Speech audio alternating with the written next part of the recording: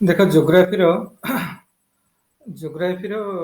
ମୁଁ ଯେମିତି ଦିଟା ବୁକ୍ ସବୁଠୁ ଇମ୍ପୋର୍ଟାଣ୍ଟ ଯୋଉଟା ମୁଁ ଆଗରୁ କହିଥିଲି ବି ଏନସିଇଆରଟି ର ହେଲା। ଗୋଟେ ହେଲା କ'ଣ ନା ଗୋଟେ ହେଲା ଆମର ଏଇଟା ଫଣ୍ଡାମେଣ୍ଟାଲ ଅଫ ଫିଜିକାଲ ଯୋଗ୍ରାଫି ହେଲା କ୍ଲାସ ଏକ୍ସଆଇ ର 11th ର, ଆଉ ଗୋଟେ ହଉଛି ଇଣ୍ଡିଆ ଫିଜିକାଲ ଏନଭାୟରନମେଣ୍ଟ। ଏଇ ଦିଟା ବହି ଆମକୁ ଯୋଗ୍ରାଫି, ଯୋଉମାନଙ୍କର ଯୋଗ୍ରାଫି ଅପସନାଲ ନାହିଁ, ଦେଖ ଯୋଉମାନଙ୍କର ଯୋଗ୍ରାଫି ଅପସନାଲ ନାହିଁ, ଯାହାର ଯୋଗ୍ରାଫି ଅପସନାଲ ଅଛି ତାକୁ ଟିକେ ବହୁତ ଜିନିଷ ପଢିବାକୁ ପଡିବ, କିନ୍ତୁ ଯାହାର ଯୋଗ୍ରାଫି ଅପସନାଲ ନାହିଁ, ଓନ୍ଲି ଆମେ ଖାଲି ମାନେ ଓପିଏସସି ର ଜିଏସ୍ ପଏଣ୍ଟ ଅଫ ପର୍ସପେକ୍ଟିଭ ପଢୁଛନ୍ତି, ତ ସେଥିପାଇଁ ଆମକୁ କେବଳ କ'ଣ ଆମେ ଅଡିବୁଲ ପ୍ରପରଲି ନାଉ? ଓକେ, ମୁଁ କହିବା କଥା ଯେ ଯୋଉମାନଙ୍କର ଯୋଗ୍ରାଫି ଅପସନାଲ ନାହିଁ ଏବଂ ଆମେ ଖାଲି ଜିଏସ୍ ପଏଣ୍ଟ ଅଫ ଭ୍ୟୁ ରୁ ପଢୁଛନ୍ତି, ତ ଓନ୍ଲି ଆମକୁ ଦିଟା ବହି ପଢିବାକୁ ପଡିବ ହେଲା। ଓପିଏସସି ପାଇଁ ଓନ୍ଲି, ଓପିଏସସି ପାଇଁ ମାନେ prelim, both prelim and main ପାଇଁ ଆମକୁ କେବଳ ଦିଟା ବହି ପଢିବାକୁ ପଡିବ। ସେଇଟା ହଉଛି ଫଣ୍ଡାମେଣ୍ଟାଲ ଯୋଗ୍ରାଫି, ଆଉ ଗୋଟେ ହଉଛି India physical environment. India physical environment रो इंडिया ज्योग्राफी पर फंडामेंटल फिजिकल ज्योग्राफी टा पूरा टोटल वर्ल्ड ज्योग्राफी रो हम कहउछन। तो एई दिटा बही हमको पढिया पड़िबो, कारण हम सिलेबस रे लिखा है प्रीलिम सिलेबस रे लिखा है कोन, प्रीलिम सिलेबस रे लिखा है जे social geography, economic geography and physical geography of India and world, prelim रे लिखा है। किंतु हमको मेन सिलेबस रे कोन लिखा है सोशल ज्योग्राफी, इकोनॉमिक ज्योग्राफी और फिजिकल ज्योग्राफी ऑफ इंडिया आउ तापरे ऑफ ओडिशा, बुझियो ना नहीं? तेणु सेठी हम वर्ल्ड नहीं, ओडिशा और इंडिया रो अछि। तो आमको कौन करिया पड़ो ना, जेहेतु बर्तमान प्रिलिम आम फोकस रोचे, तो आमको माने एनसीईआरटी बही दुटा पढ़िया पड़ो। से सहित आम जो क्लास रे जी बेसिक डिस्कसन कर सब से क्लास नोट्स टा एनसीईआरटी बही दुटा, सहित एमसीक्यू तुम जेकोसी ऑब्जेक्टिव बही एमसीक्यू लगेबो। आउ आमको ये भितर पढ़ला भितर हम काफी जिनस मेन पर्सपेक्टिव गुड़ा गुड़ा जीएस कवर भी हो जाइए, माने ओरी हवा दरकार नहीं है। आम इंडिया रे इंडिया रिलेटेड और ओडिशा रिलेटेड भी काफी जिनस हमर ऑलरेडी कवर हो जाइथिबो, माने एई प्रिपेयर कला बेल को। तेणु आमको जी क्लास रे हम जो बेसिक कॉन्सेप्ट गुड़ा डिस्कशन कर that is the conceptual clarity पळे आसीबो। ता सहित समझ एनसीईआरटी बही पढ़िया स्टार्ट कर देथा। आगु तो माने पढ़िचो जे भी पढ़िना स्टार्ट करनो, पढ़ि दो स्टार्ट करो, एमसीक्यू लगा हला। और एमसीक्यू जो को प्रकार रे एमसीक्यू लगेबो, ए सब एमसीक्यू लगेबा दरकार नहीं, ओनली जोड़ा प्रीवियस ईयर रे क्वेश्चन रे पढ़िची जे कोनोसी एमसीक्यू बही देखिबो सब लिखा हिथिबो, एटा सीपी माने बीपीएससी रे कि ईपीपीएससी रे कि हरियाणा पीसीएस रे कि बिहार पीसीएस रे विभिन्न कि कोडी एसएससी रे कि कोन क्लार्क रे कि सीजीएल रे विभिन्न एग्जाम होछि ना ऑल इंडिया लेवल रे, कोना को एग्जाम रे किसी ना किसी क्वेश्चन पड़ुजी, तुमको सही क्वेश्चन सॉल्व करियर अछि हैला। बाकी सब आलतू फालतू क्वेश्चन सॉल्व करियर नै। एति एले हम हे जिबा सब मन रख, जो ज्योग्राफी रो क्वेश्चन आसीबो तीनटा पार्ट रो आसीबो, गोटे फिजिकल ज्योग्राफी रो, आ गोटे इकोनॉमिक ज्योग्राफी, आ गोटे हला सोशल ज्योग्राफी। सोशल ज्योग्राफी टा देखि प्राय हमर सोशियोलॉजी सहित समान, आ इकोनॉमिक ज्योग्राफी इकोनॉमिक्स सहित पूरा समान हैला। काफी से रिलेटेड जिनस सब अछि, तेणु हेगुडा हम बेसी व्यस्त हबार ना। आउ मेन आम जो फिजिकल ज्योग्राफी आम पढ़ुଛନ୍ତି, आ तार जो क्लारिटी किसी किसी जिनस कॉन्सेप्चुअल क्लारिटी आसीगले आम ज्योग्राफी हो मैक्सिमम पिलांकर देखो ज्योग्राफी टाको से बहुत बहुत कष्ट बा, ज्योग्राफी टा बहुत टेंशन दउजी, सेमिति किसी नुआ एक्चुअली हैला। हम जिनस ठीक से बुझा पड़ी गले हे जो। देखो हमको एक्चुअली पढ़िबार अछि इंडिया क्लाइमेट सिस्टम, बुझिलो ना?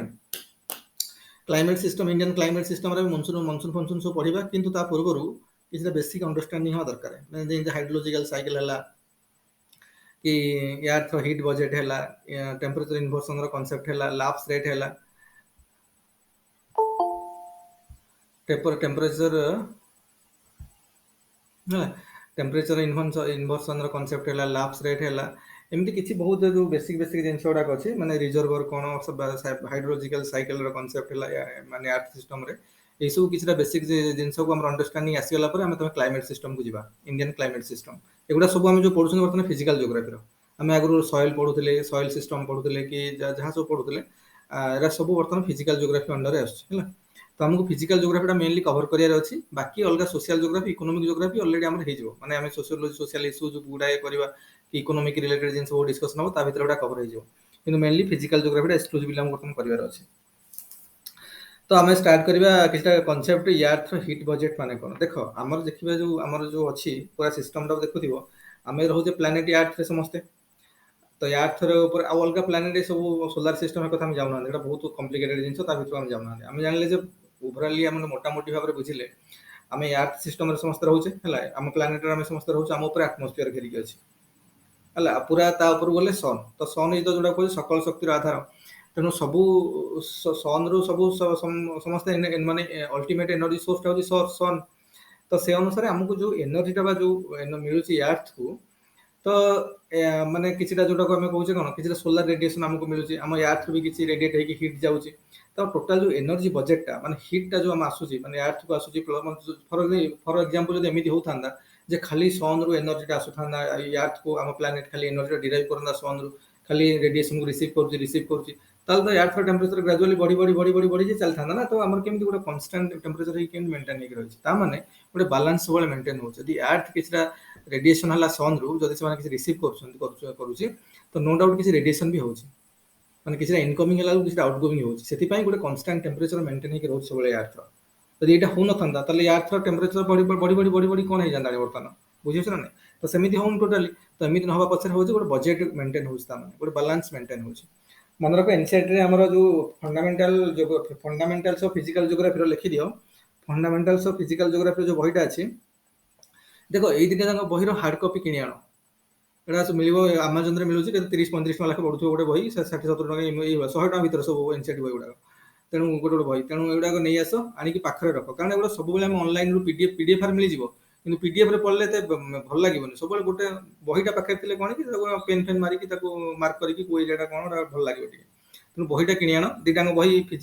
ଆଉ ଅଲଗା ଅଛି ହ୍ୟୁମାନ ଜିଓଗ୍ରାଫି, ଅଲଗା ଜିଓଗ୍ରାଫି। ଦେଖ ହ୍ୟୁମାନ ଜିଓଗ୍ରାଫି ବି ବେଳେ ବେଳେ ଗୋଟେ କୋଶ୍ଚିନ୍ ପଳେଇ ଆସୁଛି, ଇକୋନ ସୋସିଆଲ ଜିଓଗ୍ରାଫିକୁ ରିଲେଟ୍ କରିକି ସେଗୁଡ଼ା ଅଛି। ହ୍ୟୁମାନ ଜିଓଗ୍ରାଫି ଗୋଟେ ଏନସିଇଆରଟି ବହି ଅଛି, ସେଟା ସୋସିଆଲ ଜିଓଗ୍ରାଫି ଅଣ୍ଡରରେ ଆସିବ। କିନ୍ତୁ ସେଇ ଜିନିଷ ଗୁଡାକ ଆମେ ଏତେ ଆଉ ଡିଟେଲ୍ସରେ ପଢିକି ଟାଇମ୍ ହବନି ଆମକୁ ପଢିବା ପାଇଁ, ହେଲା। ସେଥିରୁ ଗୋଟେ ଅଧେ କୋଶ୍ଚିନ୍ ପଢିବା କରେକ୍ଟ ବି ହେଇଯିବ, ଆମେ ସେଇ ଅନୁସାରେ କରେକ୍ଟ କରିଦବା, ହେଲା।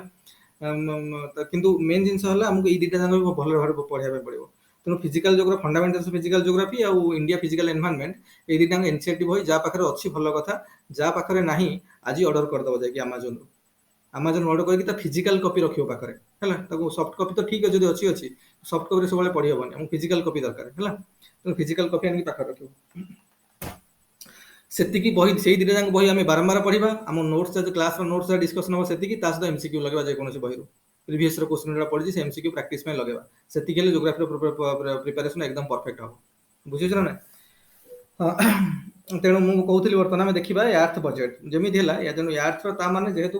ଟେମ୍ପରେଚର କନଷ୍ଟାଣ୍ଟଲି ବଢୁନି, ଆର୍ଥର ତା ମାନେ ଗୋଟେ ମେଣ୍ଟେନ ହେଇକି ରହୁଛି, ଷ୍ଟେବଲ ଟେମ୍ପରେଚର ହେଇକି ରହୁଛି, ତା ମାନେ କିଛିଟା ବାଲାନ୍ସ ସେଠି ମେଣ୍ଟେନ ହଉଛି। କହିବା କଥା ହେଲା ଯେ ଇନକମିଂ ରେଡିଏସନ ଯଦି କିଛିଟା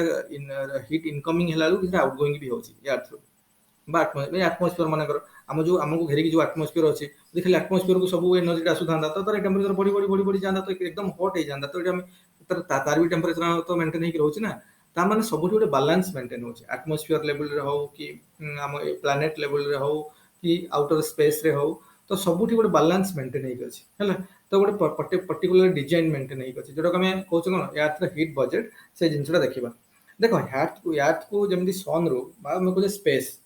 ସନ୍ ତ ଆମେ କହୁନା, ସ୍ପେସ୍ ମନେକର କହିବା, ସ୍ପେସ୍ରୁ ଆମକୁ ଯେତିକି ମନେକର ମିଳିଯିବ କଣ, ଯେତିକି ରେଡିଏସନ ମିଳୁଛି ମନେକର ଆର୍ଥକୁ ମିଳୁଛି,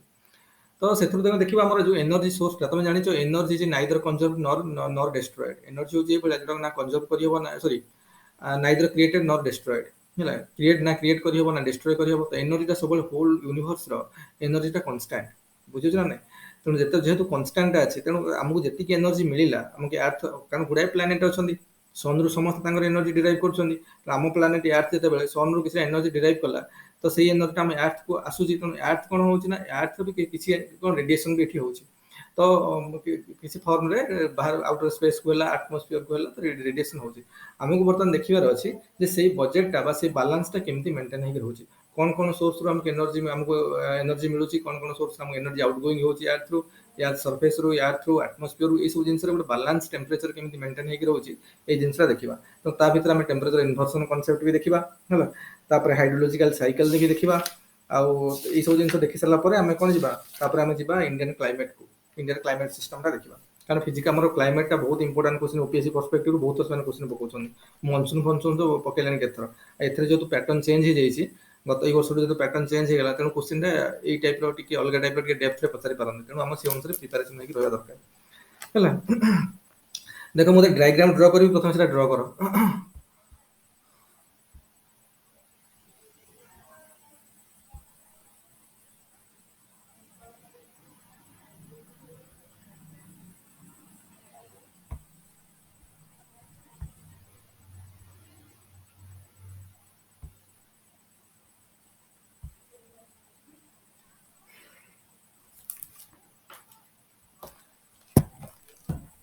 ଗୋଟେ ଡାଇଗ୍ରାମ ଏବେ ଡ୍ର କର ସମସ୍ତେ, ତାପରେ ମୁଁ କହିବି।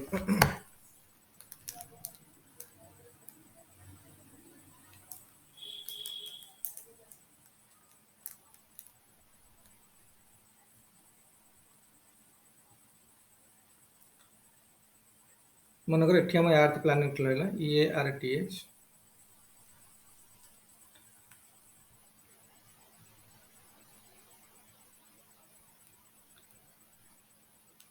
ऊपर रहा आटमोस्फियर। आटमोस्फियर को मैं ब्लॉग रिप्रेजेंट करबा आटमोस्फियर। आटमोस्फियर हला एटा सन ऊपर सन अछि स्पेस टा पूरा सन ऊपर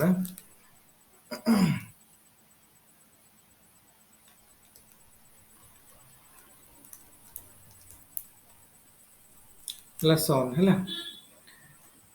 तो देख कौन हम ना प्रथम मनकर देख ये आमको मनकर प्रथम आसला एठू मनकर 100 यूनिट रो आसीबो रेडिएशन हमको आसला एमदी मन रख। एठू हमको एठू मनकर हमको 100 यूनिट रो एट लिखे 100 यूनिट प्लस 100 एटा प्लस 100 लिख तमाने 100 यूनिट रो हमको रेडिएशन मिलला।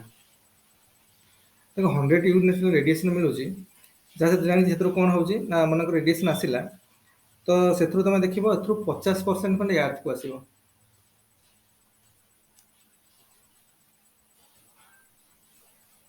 50 यूनिट खंडे कोन आसीबो अर्थ को आसीबो 50 यूनिट खंडे एठू 50 यूनिट कोन आसला अर्थ को आसीबो। सेथरु देखिबो 30 यूनिट खंडे प्राय 20 यूनिट खंडे एटमॉस्फेयर को जीवो 20 यूनिट्स। ये चार्टा को मन रखिबो ना माने एटा क्लैरिटी पे हम कहू केवल 20 यूनिट्स को जीवो एटमॉस्फेयर को जीवो। तो एटा को हम जनरली कोन कहबा जे solar radiation absorb by atmosphere एटा जो 20 यूनिट ना सोलर रेडिएशन एटा कह पर सोलर रेडिएशन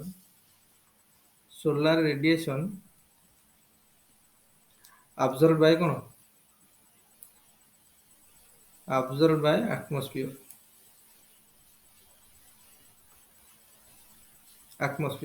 एथरो 30 यूनिट हे अल्बेडो अल्बेडो कोन करे एठी 30 यूनिट खंडे 30 यूनिट कोन हला पुनी बैक कर जीवो कोठी आउटर स्पेस को हला। एठी हम लिखे एटा प्लस 30 कन एटा आसुथिला बोली एठू मतलब जे कि ऐड हैला माइनस 30 लिखिबा माइनस 30 हला 30 यूनिट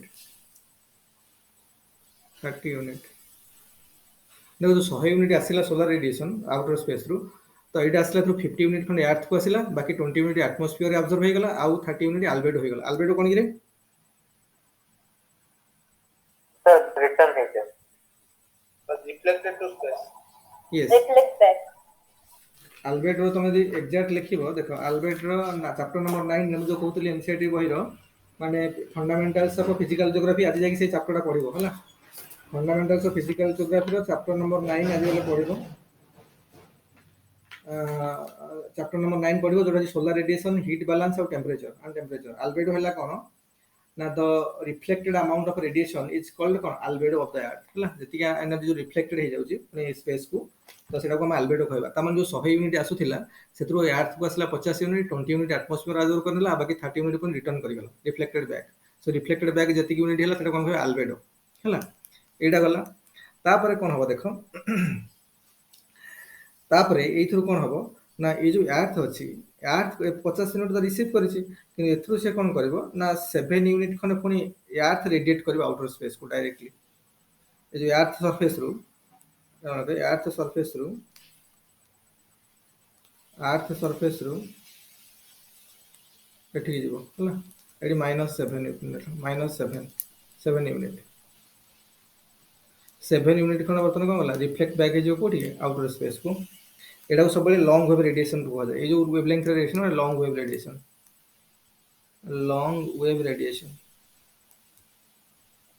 रेडिएशन हला। तापरे कोन हबो ना एटमॉस्फेयर रो सब मन रखो एटमॉस्फेयर एटा तो अर्थ होला एटमॉस्फेयर को रिफ्लेक्टेड बैक हबो आउटर स्पेस को एटा किछि हबो हला एटा हो कितना -63 माने 63 माइनस एथि लेखा होची कारण फेरी जाउची बोले एठु हैला तो एटा -60 एटा 63 यूनिट जीवो हैला तापर देखिबो तापर असला यार्थ कथा यार्थ रो देखो यार्थ रो एटमॉस्फेयर इंटरेक्शन अछि ता माने तमन जानिथिबो लैटेंट हीट और सेंसिबल हीट लैटेंट हीट और सेंसिबल हीट रो दिटा कांसेप्ट जानिथिबो लैटेंट हीट माने कोन कि व्हाट इज लैटेंट हीट कोन और सेंसिबल हीट कोन हम देखो मने करो देखिबो मने करो आमे कोन करबा ना बरफ अछि हैला बरफ को नहीं आमे रखिले प्रथम टेम्परेचर देले तो बरफ तो संगे संगे बरफ टेम्परेचर बढ़ी जिवो कि मन बरफ रखिकी आइस रखिकी आम टेम्परेचर देले तमें संगे संगे तो बरफ टेम्परेचर बढ़ी जीव ना तो फास्ट काम कौन हम जे बरफ ता स्टेट चेंज करे बरफ तो सॉलिड स्टेट रे अछि तो ग्रेजुअली लिक्विड स्टेट को कन्वर्ट हो तेणु वाटर को कन्वर्ट हो तेणु सॉलिड स्टेट रु बा लिक्विड स्टेट रु सॉलिड स्टेट रु लिक्विड स्टेट को कन्वर्सन हो पाए तो किसी अमाउंट हीट दरकार जदि बा सेठी हमको ऊपर भाग में हीट रो केते हीट बढ़िला हमको सेंस होउनी किंतु ता स्टेट चेंज हो पाए तो कोन समय किसी परिमाण रो कोन हीट रो आवश्यकता रही माने कर सॉलिड रु लिक्विड हो पाए माने सॉलिड स्टेट रु लिक्विड स्टेट हो पाए हीट रो आवश्यकता रही जदि बा सेठी हीट हमको सेंस होउनी हमें केते हीट देला हम सेंस करि पारुने बा टेम्परेचर बढ़ी जाउनी किंतु ता स्टेट परिवर्तन करिया पाए सॉलिड रु लिक्विड हो पाए ताको हीट रो आवश्यकता रही तो सेई जो हीट आवश्यकता रही सेटा जदि बा ऊपर भाबरे सेंस करि होउनी किंतु से हिडन हेक अछि से हिडन अमाउंट रो हीटा खर्च होछि सेते तेणु सेटा को हमें कोन कहिबा लैटेंट माने गुप्त गुप्त ताप जोटा ओडिया मीडियम रे जवन पढिथे जानथियो गुप्त ताप कहवा गला तो दैट इज गुप्त लैटेंट हीट सेटा बा हिडन हीट जोटा तेणु सेटा को हम कहबा लैटेंट हीट तो से परिमाण में किसी एनर्जी अर्थ रे अच्छी किसी परिमाण में किसी माने वाटर वेपर को कन्वर्ट होबार कि वाटर मानकर गैस को कन्वर्ट हो तो वाटर लिक्विड स्टेट को गैस को कन्वर्ट हो सेते बेले भी फेज कन्वर्सन हो ना फेज चेंज हो लिक्विड रु गैस फेज को जीवो सेठी तो किसी परिमाण में हीट लागिवो तो सेटा को हम लैटेंट हीट कहबा तो एई प्रकार प्रोसेस पई किसी परिमाण में हीट जो खर्च होची सेटा लैटेंट हीट और सेंसिबल हीट कोन माने कर हम वाटर डायरेक्ट वाटर को टेम्परेचर देले बर्तमान वाटर टेम्परेचर आस्ते आस्ते बढ़िवो वाटर मन करो 2 डिग्री सेल्सियस बर्तमान 5 degree Celsius 7 degree Celsius 8 degree Celsius 9 degree Celsius आम जते टेम्परेचर दे चलथिबा सेते डिग्री सेल्सियस बढ़ी बढ़ी चलथिबो त माने सेते हीट ता सेंस करा हो जिवो बर्तमान पानी गरम होला आउ टिके गरम होला बेसी गरम होला आहुरी गरम हो गला तो हम हाथ रे लगेबा त मु सेंस करी हो हीट ता सेति पई हेटा जेतु ऊपर सेंस करी हो जेतु सेंसिबल हीट बुझिछ ना तेणु सेंसिबल हीट लैटेंट हीट रो सेटा कांसेप्ट तेणु से कहता हम अर्थ और एटमॉस्फेयर भीतर इंटरेक्शन हबो अर्थ और एटमॉस्फेयर भीतर इंटरेक्शन हबो सेतर को जो लैटेंट हीट रो केतरा अर्थ जो दिबा एटमॉस्फेयर को लैटेंट हीट रो देखो एठू किसी परिमाण लैटेंट हीट आकर जाय पारे जोडा हो जे कोन 20 यूनिट खंडे 20 यूनिट एटा कोन लैटेंट हीट हैला सेही भलिया गोटे सेंसिबल हीट भी जीवो 12 यूनिट रो खंडे 12 यूनिट रो खंडे जीवो 12 यूनिट हैला सेंसिबल हीट यूनिट ला sensible heat 12 unit 12 unit sensible heat जीवो तापरे कोन हबो ना किछिटा जो माने एटमॉस्फेयर रु अर्थ को किछटा आसी जो स्काई रेडिएशन कहंती एठी वो किछटा एठी एपर रेडिएशन हबो जोटा को डायरेक्टली हम एठी आन परिबा किछटा हबो से बेले केते हबो ना से भलिया 96 यूनिट हबो ए भलिया 96 यूनिट हबो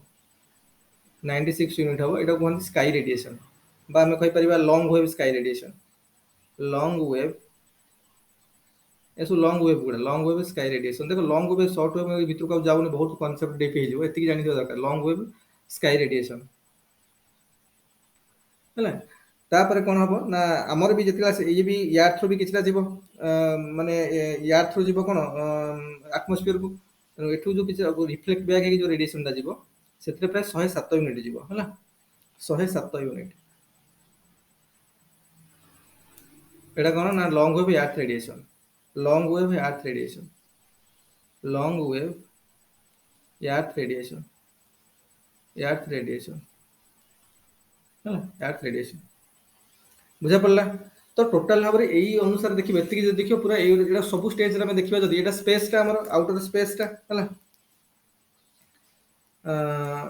आमे देखिबा सबुठी देखिबा जदी देखो माने एटमॉस्फेयर रे अर्थ सरफेस रे टोटल जदी एटा हम चेक करबा सब क्षेत्र में देखिबो बैलेंस ता मेंटेन होउची सेति पई सबुठी टेंपरेचर ता कोन मेंटेन हेकि रहउची फॉर एग्जांपल आमे देखिबा बर्तन energy balance of earth surface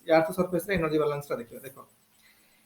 earth surface रे एट तमे देखो अर्थ सरफेस रे मन कर देखिबा ए अर्थ सरफेस रे देखिबो देखो एटा हम लिखिया मन कर देखो एनर्जी बैलेंस कहूँ मन ए आम देखा मनकर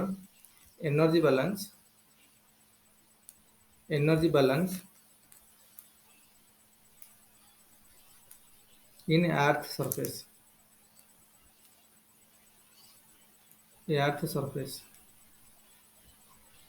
देखिए मनकर देख ये कौन हो इनकमिंग एनर्जी कौन अर्थ को इनकमिंग कौन कौन आसूँ इनकमिंग को देख सोलार रेडिएशन गोटे आसला फास्ट 50 यूनिट रो लेख प्रथम इनकमिंग कारण इनकमिंग इक्वल टू आउटगोइंग हवा दरकार तेणु इनकमिंग आम देखा मन देख इनकमिंग देखिए प्रथम इनकमिंग कौन आसूँ इनकमिंग है कौन ना गोटे सोलार रेडिएशन आम पाखे सोलार रेडिएशन आसिक पहुँचला के सोलार रेडिएशन आसला 50 यूनिट रो सोलार रेडिएशन होगा बर्तमान 50 यूनिट है तापर कौन आसला आउ यार कौन आस देख गोटे आसला यहाँ 50 यूनिट सोलार रेडिएशन आसला आउ कौन आउ गोटे आस 96 यूनिट रो कौन स्काई रेडिएशन गोटे आसूँ ये लेख sky radiation 96 unit sky radiation 96 unit sky radiation है बर्तमान कौन 96 यूनिट आउ तो किसी आसुना दुटा जाक इनकमिंग अच्छी ये दुटा जाक मिसई दबा ये केते हम आमर टोटाल आम करदे केते हम कि टोटाल आमर केते हला टोटाल देखिए आमर 146 यूनिट हम 146 यूनिट से भाया जब आम आउट गोइंग देखा आउटफ्लो कौन हो देख आउटफ्लो ये तो इनफ्लोटा देखिले आउटफ्लो देख आउटफ्लो कौन आसू देख आउट या थ्रू कौन कौन जाऊँ देख प्रथम देखा यहाँ देख यार थ्रू जाऊँ गोटे अर्थ रेडिएशन ये लंग हो अर्थ रेडिएशन 107 यूनिट रो लिखा अर्थ रेडिएशन गोटे 107 यूनिट जाऊँ अर्थ रेडिएशन है केते अर्थ रेडिएशन 107 यूनिट 107 यूनिट अर्थ रेडिएशन 107 यूनिट तापर आमर देखा मन लैटेंट हीट है केते लैटेंट हीट केते देखि दियो लैटेंट हीट रे केते जाउची लैटेंट हीट हला हमर केते 20 यूनिट एपटे सेंसिबल हीट रे होची 12 यूनिट ए दिना लेख लैटेंट हीट हला केते लैटेंट हीट हला 20 यूनिट तापर सेंसिबल हीट हला केते सेंसिबल हीट हला 12 यूनिट सेंसिबल हीट मतलब कंडक्शन रे जाय सेंसिबल हीट हला एटा हमर केते जाउची एटा होची 12 यूनिट तो सबथि ऐड करो केते होची सब ऐड कर टोटल केते होगरे एटा सॉरी एटा केते आउट अच्छा एटा भूली गला अच्छा आउट होची कोन आउट लॉन्ग वेव रेडिएशन गोटे जाउची ना लेख लॉन्ग वेव रेडिएशन गोटे जाउची लेख लॉन्ग वेव रेडिएशन बा long wave earth long wave radiation to space long wave radiation long wave radiation to space long wave radiation to space space हेले कोन हबे एटा केते कि एटा 7 यूनिट ना नहीं ए सब ऐड कले केते होची ए सब ऐड कले केते हो 146 है तो बैलेंस है कि नहीं तेणु जी इनकमिंग से आउट गोइंग अर्थ से भाई देखा आटमोस्फियर देख एनर्जी बैलेंस हो आटमोस्फियर बर्तमान देखा एनर्जी बैलेंस हो आटमोस्फियर एटा मुझे डिलीट कर दूसरे पेज ना एनर्जी बैलेंस हो आटमोस्फियर देख बी रे देख एनर्जी बैलेंस ऑफ कौन आटमोस्फियर आम देखिए देख प्रथम देखिए इनफ्लो कौन हो आटमोस्फियर इनफ्लो कौन हो देख इनफ्लो देखिए आम आटमोस्फियर इनफ्लो कौन देख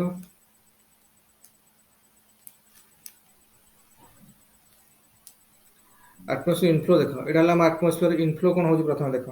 इनफ्लो हो प्रथम आसूँ कौन ना प्रथम सोलार रेडिएशन आस 20 यूनिट सोलार रेडिएशन 20 यूनिट आसला देख ये लेख एग्जाम लिखा तो सोलार रेडिएशन गोटे आस 20 यूनिट रो सोलार रेडिएशन आस 20 यूनिट रो अच्छा सोलार रेडिएशन आसला 20 यूनिट तापर कौन आसु देख तापर आसुची लैटेंट हीट और सेंसिबल हीट दिटा आसुथिबो देख देख एटा कोड पड़ला कि देख लैटेंट हीट आसी 20 यूनिट एटमॉस्फेयर को एटा गोटे 20 यूनिट आसला एपटू सोलर रेडिएशन टा एपटे लैटेंट हीट 20 गला एपटे 12 गला सेंसिबल हीट हैला ना नहीं लेख एटा हमर कोन होला latent heat 20 unit sensible heat 20 unit 12 unit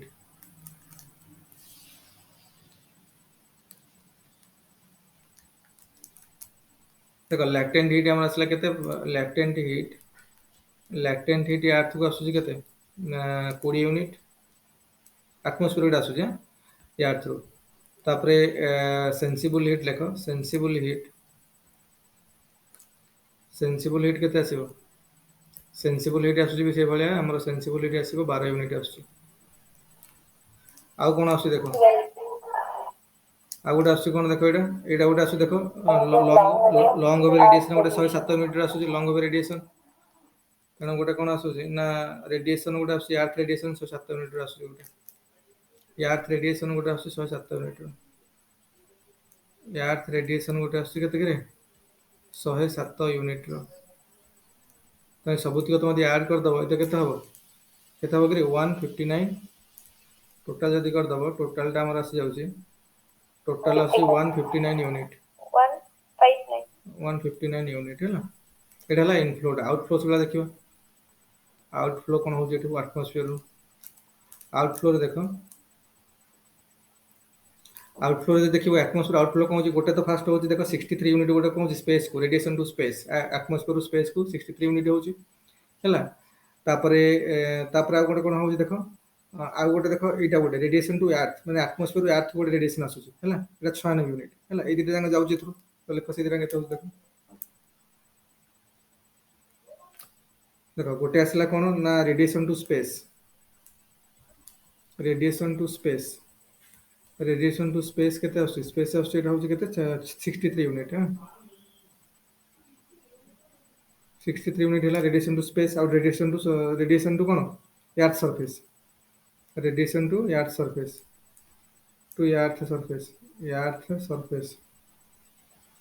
ना केते आसुची एटा आसुची 96 यूनिट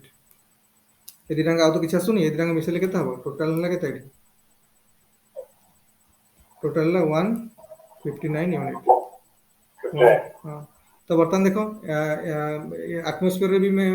बैलेंस है रहला कहिबार माने हला जे हमर हीट रो इनकमिंग जति आउटगोइंग सेति हला हीट रो इनकमिंग जति आउटगोइंग सेति तेणु एटा सब बेले टेम्परेचर से मेंशन है रहउची एटा को मु जो एतिकेटी यूनिट लेखुची एटा सने फाइंडिंग करी करछन एटा तो रिसर्च फैक्ट ना से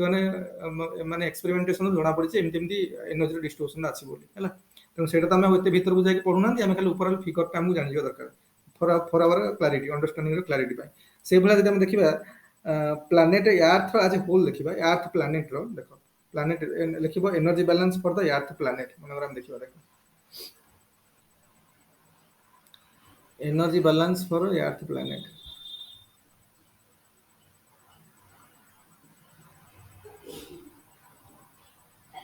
बंद कर दो energy balance for earth planet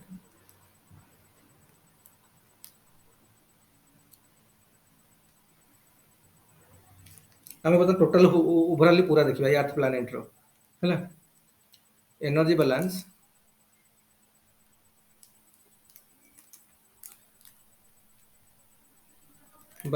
for earth planet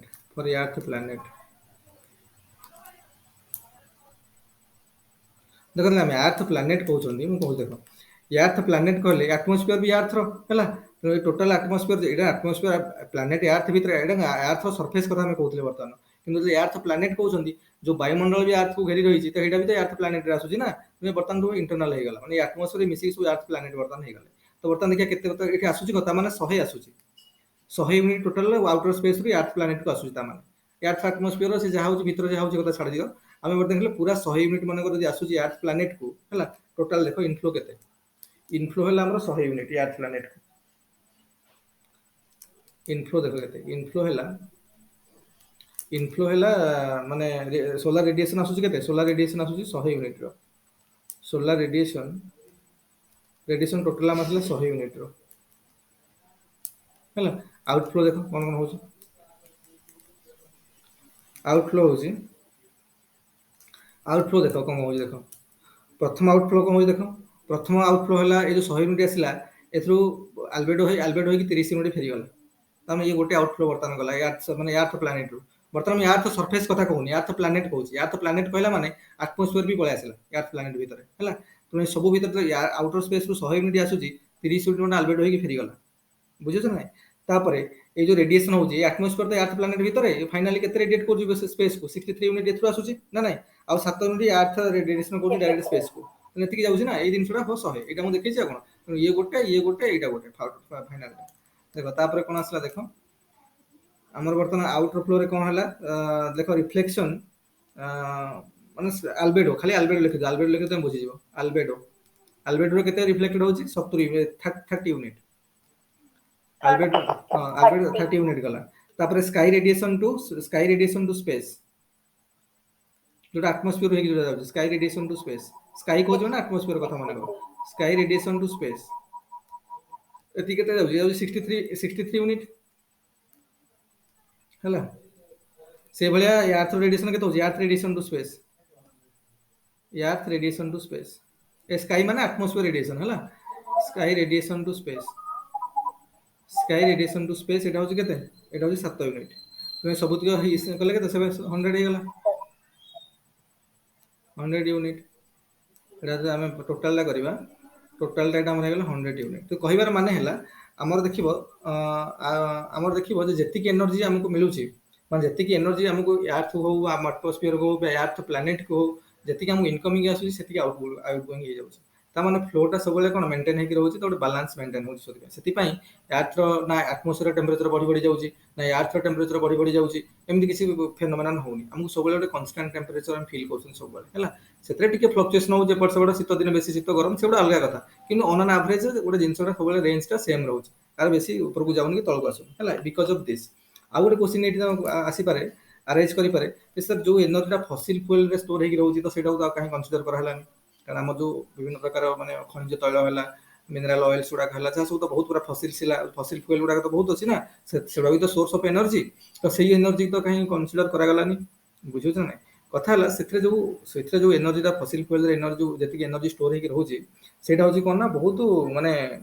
negligible amount row very small amount तो सेटा को निहाय कंसीडरेशन को नै जाय हला तो इमेजिन करो हम अर्थ रे एते डिपोजिट अछि फसिल फ्यूल रे फसिल डिपोजिट एते अछि सेथरे जो एनर्जी सोर्स ताक तो भास्ट ना हमर विभिन्न प्रकार यूटिलिटी रे लागुची हमर डेवलपमेंट प्रोसेस रे हम प्लैनेट अर्थ रो विभिन्न डेवलपमेंट प्रोसेस रे हम लगुछन माने तो थर्मल पावर प्लांट को आरंभ करी कोन कोन विभिन्न जगह रे हम कृषि जिंस रे यूज करछन हला किंतु सेगुडा को ए जो अर्थ बजेट रो सन रो जो एनर्जी आसुची ता जो बजेट ता बना होची ना ता तुलना से बहुत नेग्लिजिबल तो इमेजिन करथा जो हिट बजेट ता हमर अर्थ आसुची सन रो को परिमाण रो एटा तो को लेवल रो हला ता तुलना रे फसिल फ्यूल डिपोजिट जेते अछि सेथरे जो एनर्जी सोर्स हमको मिलुची वेरी नेग्लिजिबल तो सेडा काउंट को भी नै जाय जतले जियोग्राफी रो जो एक्सपर्ट बा स्कॉलर माने ए विषय डिस्कशन कले एनालिसिस कले सेटा को से नेलेनी because that is very small in amount हला तो ये सब गोटे अंडरस्टैंडिंग हमको पड़े आसला तो आम जिते बेले कारण आप प्लानेट जो हमको पढ़ा क्लाइमेट पढ़ा इंडिया क्लाइमेट सिस्टम पढ़ा ये सब जिन दरकार आसो तो तापर देखो हम पढ़ा गोटे हाइड्रोलॉजिकल साइकिल ऑफ नेचर जो हाइड्रोलॉजिकल साइकिल चली विषय देखिए है देखो हाइड्रोलॉजिकल साइकिल कहवा पूर्व मुझे गोटे कथा कहबी जे हमर माने हाइड्रोलॉजिकल साइकिल माने वाटर साइकिल वाटर मे भी देखो वाटर कौन कौन है मे भी एवापोरेशन है जो प्रोसेस गुडा वाटर साइकिल बा हाइड्रोलॉजिकल साइकिल बेल जो प्रोसेस गुडा आम एनकाउंटर करबा बा देखिबा हम कमाक्रस हम सेटा कौन कौन है पारे फास्ट तो गोटे कथा है पारे जे गोटे कौन है पारे गोटे है पारे जे कंडेंसेशन किबा एवापोरेशन कि प्रेसिपिटेशन वाटर प्रेसिपिटेट हो जाय पारे कि एवापोरेट हो जाय पारे कि कंडेंसेशन हो जाय पारे ये सब प्रोसेस तो होची तेणु एगुड़ा जो होची आर गोटे साइक्लिक वे होची गोटे बैलेंस मेंटेन हे रहउची तेणु कहया कथा हला एटा लेखो हाइड्रोलॉजिकल साइकिल ऑफ नेचर लेखो हाइड्रोलॉजिकल साइकिल ऑफ नेचर एटा मेन पॉइंट ऑफ व्यू बहुत इंपोर्टेंट प्रीलिम रा जते इंपोर्टेंट हुए मेन पॉइंट ऑफ व्यू बहुत इंपोर्टेंट हला लेखो hydrological cycle of nature hydrological cycle of nature देखो एगुड़ा हम जते क्लाइमेट पढ़िबा ना क्लाइमेट सिस्टम पढ़ा पर ता पूर्व एगुड़ा सब दरकार बोली म कहि दोछि हला तो प्रथम हाइड्रोलॉजिकल साइकिल ऑफ नेचर लेखो द सर्कुलेशन ऑफ वाटर लेखो the circulation of water from one part of a general earth system the circulation of water the circulation of water the circulation of water from one part of a general earth system the circulation of water from one part of a general earth system to another is known as a hydrological cycle. कारण main रे पढ़ला बेले जो hydrological cycle पढ़ला तो लिखा तो पड़ना परफेक्ट स्टेटमेंट तो लिखा पई पड़िबो ना कोन सेटा तो एबला लिखिबो the circulation of water from one part of general earth system हला to another is known as hydrological cycle. अब हाइड्रोलॉजिकल साइकिल जो हबो देखो hydrological cycle row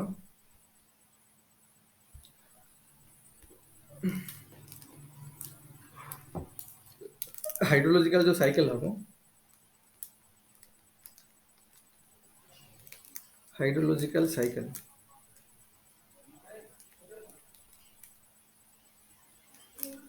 the hydrological cycle रे कोन हे पाके जो प्रोसेस गुडा हबो मे भी गोटे हे पारे कोन गोटे हे पारे कंडेंसेशन कंडेंसेशन कंडेंसेशन आ गोटे हे पारे कोन आ गोटे हे पारे हमरो प्रेसिपिटेशन प्रेसिपिटेशन आ गोटे हे पारे कोन आ गोटे हमको हे पारे आ गोटे हमर हे पारे कोन कि एवापोरेशन एवापोरेशन एमन हे पारे हैला सो एटा गोटे कोन एटा ऑनगोइंग साइकिल एटा लिखि दियो it is an ongoing cycle it is an ongoing cycle it is an ongoing cycle without known beginning or end without known beginning or end and occurs throughout the earth system. देखो मु earth system कहूँ मैंने पूरा planet earth system कहूँ बर्तमान आम planet अर्थ पढ़ुन है पूरा अर्थ सिस्टम तेणु से एगुड़ाक कौन सबुठी होची अर्थ सिस्टम यूनिवर्सली सब जगह ही होची आउ ये जो प्रोसेस गुड़ाक ही जो आई साइकिल इवापोरेशन होला प्रेसिपिटेशन होला कंडेंसेशन होला एगुड़ा ही चली आउ आर कौन नोन बिगिनिंग नहीं कि नोन एंड भी नहीं इट इज कंटिन्यूअसली अकरिंग है आउ through out the earth system it is occurring. देख एवापोरेशन आउ तुमको गोटे कही दउछि देखो हाइड्रोलॉजिकल साइकिल रो आ गोटे कथा देखो आ गोटे होची माने कर हमर जो अर्थ रे आसुची हमर कांसेप्ट अछि रिजर्वर हैला हमर जोटे कांसेप्ट अछि रिजर्वर माने अर्थ को हम जोटी रिजर्व करके रखुछन हे पारे पॉन्ड गोटे रिजर्वर वेल गोटे रिजर्वर रिवर साइड भी तो रिजर्वर ओशन साइड रिजर्वर हैला एडा सब रिजर्वर बनि हे पारे हैला तुम रिजर्वर जदि पढला व्हाट इज रिजर्वर में कोन लिखिबा रिजर्वर रे लेखो लेखो the place in which water resides are called reservoirs the place in which water resides are called the places at which water resides is called as are called as reservoirs है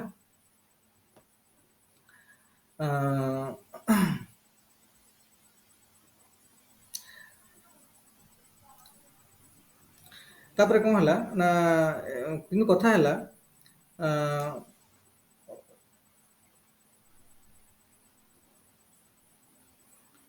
किंतु कथा हला देखो main जो reservoir हेले कौन हला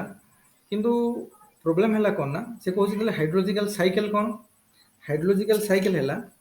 जे हम जेमि पहले जे सर्कुलेशन होछि ता माने जो वाटर हम स्टोर करके रखुछन दो प्लेस हम स्टोर करके रखुछन सेटा रिजर्वर हे गेला हे पर pond is reservoir lake is reservoir ocean is reservoir river are reservoir एरा सब रिजर्वर हला तो एथि ए जो रिजर्वर गुडा के अछि तार कांस्टेंट फीचर देखिया मिले कोन ना the water coming in and going out लिख दियो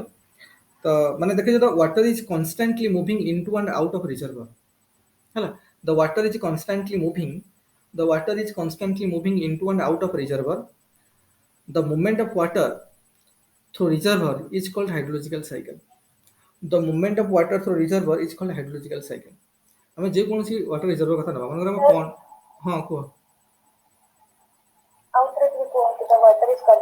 the water is constantly moving into and out of reservoir the water is constantly moving into and out of reservoir तापर लिखो the movement of water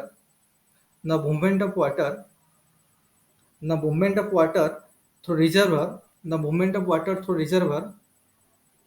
the movement of water through reservoir is called hydrological cycle is called what hydrological cycle हला देखो मु कहिबार माने हला माने हम pond रो reservoir कथा नबा तो पॉन्ड रो पुनी हेतु कोन हेतु वाटर रे वर्षा दिन रे माने वाटर कमिंग होउची हला हेतु वाटर एवापोरेट भी हो जाउची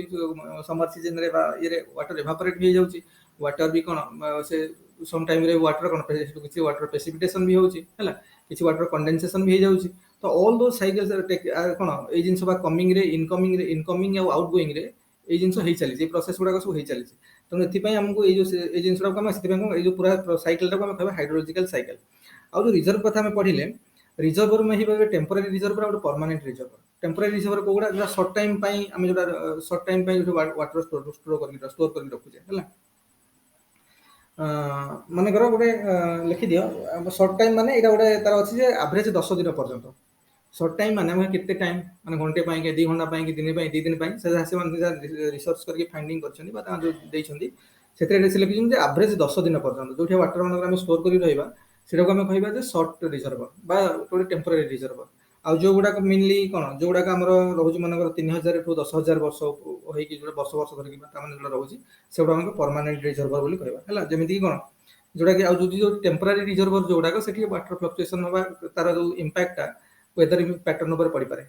आ से बडा फ्लक्चुएशन से बडा वेदर पैटर्न ऊपर पड़िबो से बडा लॉन्ग जोटी रेसिडेंस बा लॉन्ग टाइम जो पई जो वाटर रहउची मानकर ओशन हला कि रिवर हला ए टाइप रो जिंस गुडा के जो माने 3000 वर्ष 10000 वर्ष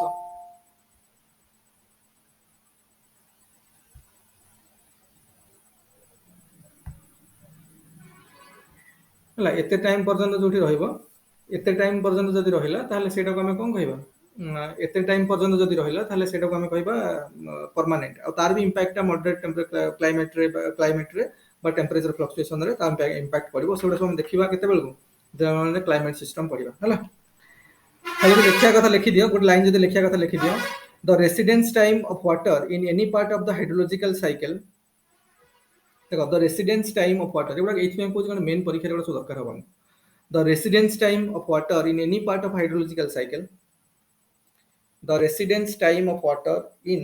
any part of a hydrological cycle determine its relative importance determine its relative importance determine its relative importance in affecting earth's climate hela in affecting earth's climate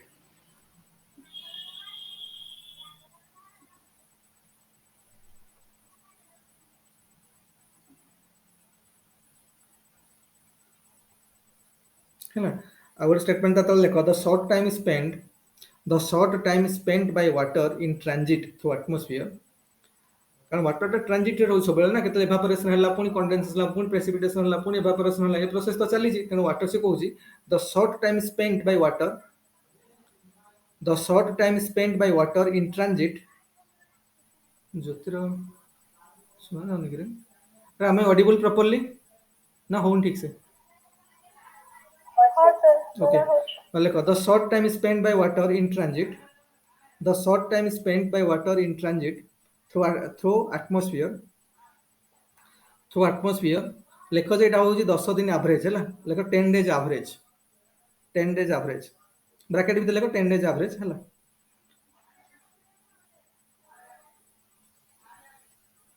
is reflected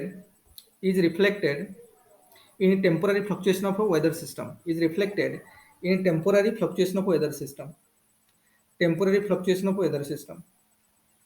हैला तापर point लिखो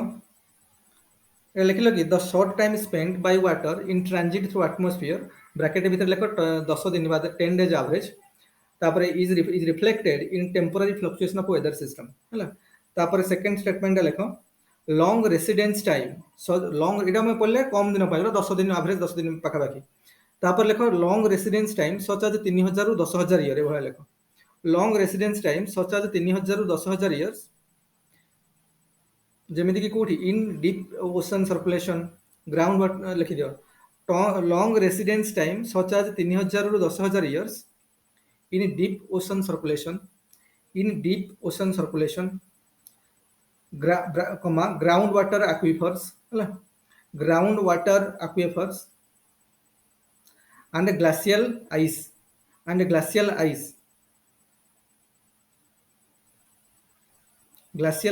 act to moderate temperature and climate एगुड़ा सब हम देखिबा भल भाबरे टिके हम climate कथा पढिबा वेदर सिस्टम पढिबा हमर क्लाइमेट सिस्टम पढिबा देखिबा हला लिखि दे तापर वर्तमान देखिबा जे जो हाइड्रोलॉजिकल साइकिल केमी हो माने देख ये जो जिनसा ऑलरेडी से माने कौन ये जो हाइड्रोलॉजिकल साइकिल एक्सपेरिमेंटेशन जो स्टडी है जियोग्राफी स्कॉलर माने स्टडी कला पर से गोटे फिगर आउट पॉइंट आउट कर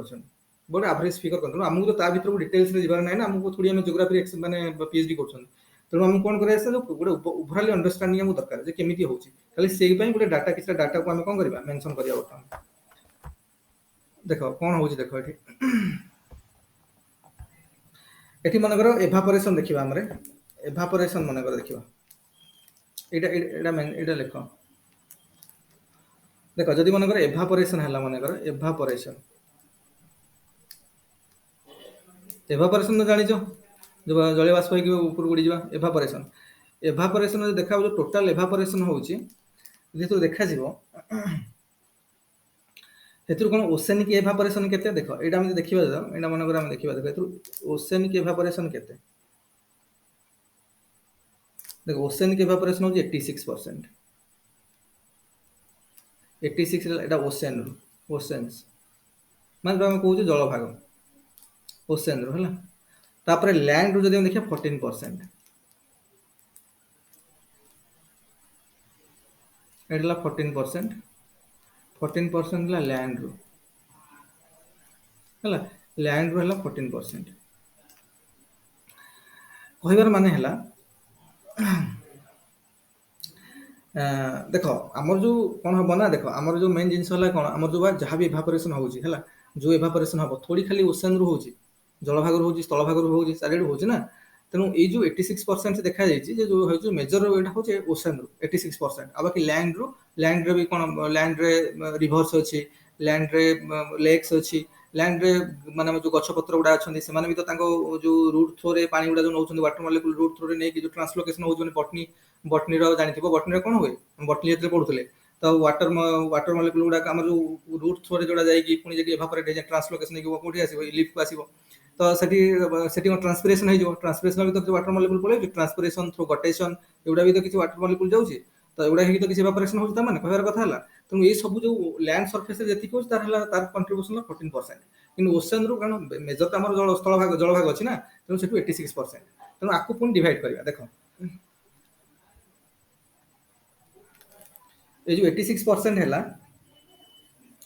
एथु 86% रु कौन होची ना देख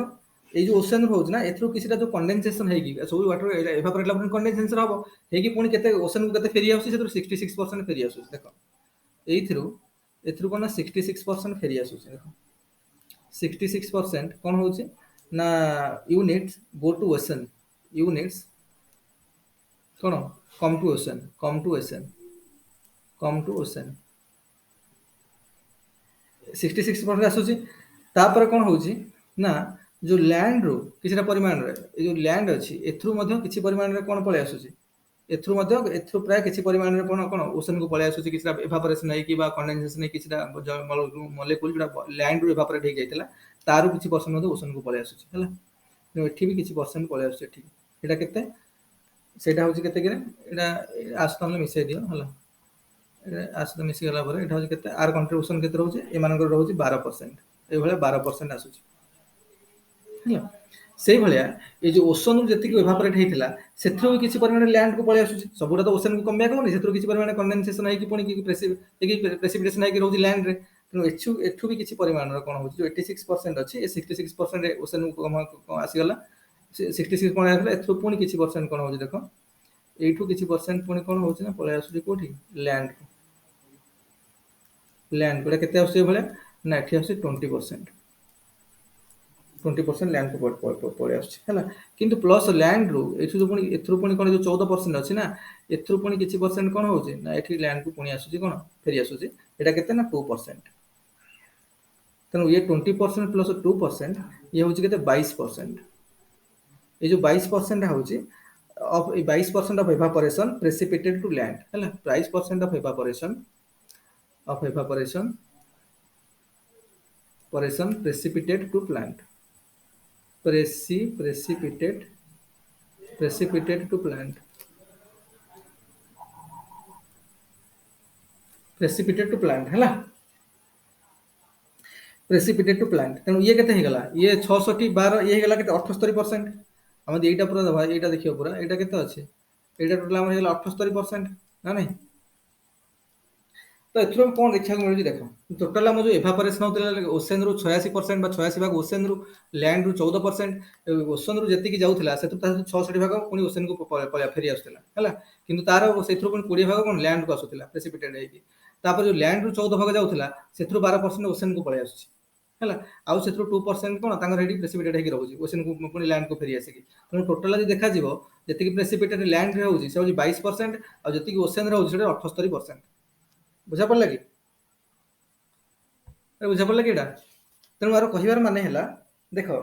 प्रथम कथा लिखिपर ये स्टडी रू जो स्टडी करके देखिले केते परसेंट कौटू कौन डिस्ट्रीब्यूशन अच्छी तो जना पड़ा जो टोटाल एभापोरेसन ओसेनिक एभापोरेसन जो 86% ओसेन रू एभापोरेट होती होची से कौन होची ना एटा लिखि दिया ना वी कैन ट्रेस एक नंबर पॉइंट करके लिख we can trace 86% of all evaporation to ocean 86% of all evaporation to ocean and other 14% comes from land and 86% evaporation from ocean and other 14% comes from land other 14% comes from land other 14% comes from land bracket रे लिखो including water moving from soil into plant roots and passing through leaves जोटा कि transpiration through जो loss होती है 14% include कराई है bracket लिख including water moving from soil including water moving from soil including water moving from soil into plant roots including water moving from soil into plant roots and passing through leaves bracket शेष है एथरो बुझा पड़ा जे हमको 86% ओसन रु आउ 14% land रु आउ land रु जो 14% आसु सेटा जो ट्रांसपिरेशन वृक्ष मान जते गछ अछंती तांका जो ट्रांसपिरेशन होजी जो थ्रू लिव्स सेउडा के हिसाब को निया हेछि हला से 14% इंक्लूड हेछि तापर सेकंड पॉइंट रे लेखो ऑफ ओशंस एवापोरेटेड 86% ओशन रु जो 86% एवापोरेटेड होजी हला of oceans evaporated 86% comma 66% combines with 12% 66% combines with 12% inducted from land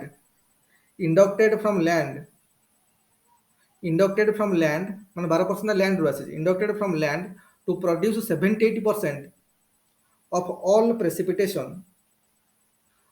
70-80% of all precipitation that falls back into ocean है कारण ओशन को जो प्रेसिपिटेशन मिलूँ कारण 86% तो एवापोरेशन हो गला ठीक अच्छे कि जो रिटर्न जो प्रेसिपिटेशन मिलूँ से जो 86% एवापोरेशन होता है 66% मिलूँ 66 यूनिट मिलूँ किंतु आ बाकी जो 12% से कौट लैंड एवापोरेशन आसूँ तेणु टोटल 78% प्रेसिपिटेशन होची कौटी ओशन रे तापर पॉइंट रे लेख remaining 20% of moisture evaporated from ocean remaining कारण 66% तो पलि आसला यार तुक आउ 20% रहा 86 रु 66 गला 20 रहा तेणु remaining 20% of moisture evaporated from ocean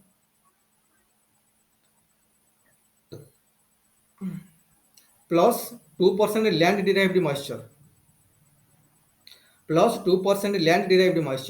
produces 22% of all precipitation देखो remaining 20% of moisture evaporated from ocean plus 2% of land derived moisture है produces 22% of all precipitation that fall back over land को जो मिल जाउछि रिटर्न रे केते 22% मिलुछि सेही 22% रु जो होछि तो 20% आछी ओशन रु ओशनिक एवापोरेशन हटा 20% आछी आ होछि 2% तांगा लैंड रो निजर जोडा हला तेनो एटा कोन होछि ना 22% of all precipitation that fall back over land है तब लेख clearly bulk of continental precipitation continental माने लैंड का जोरा हम कहउछे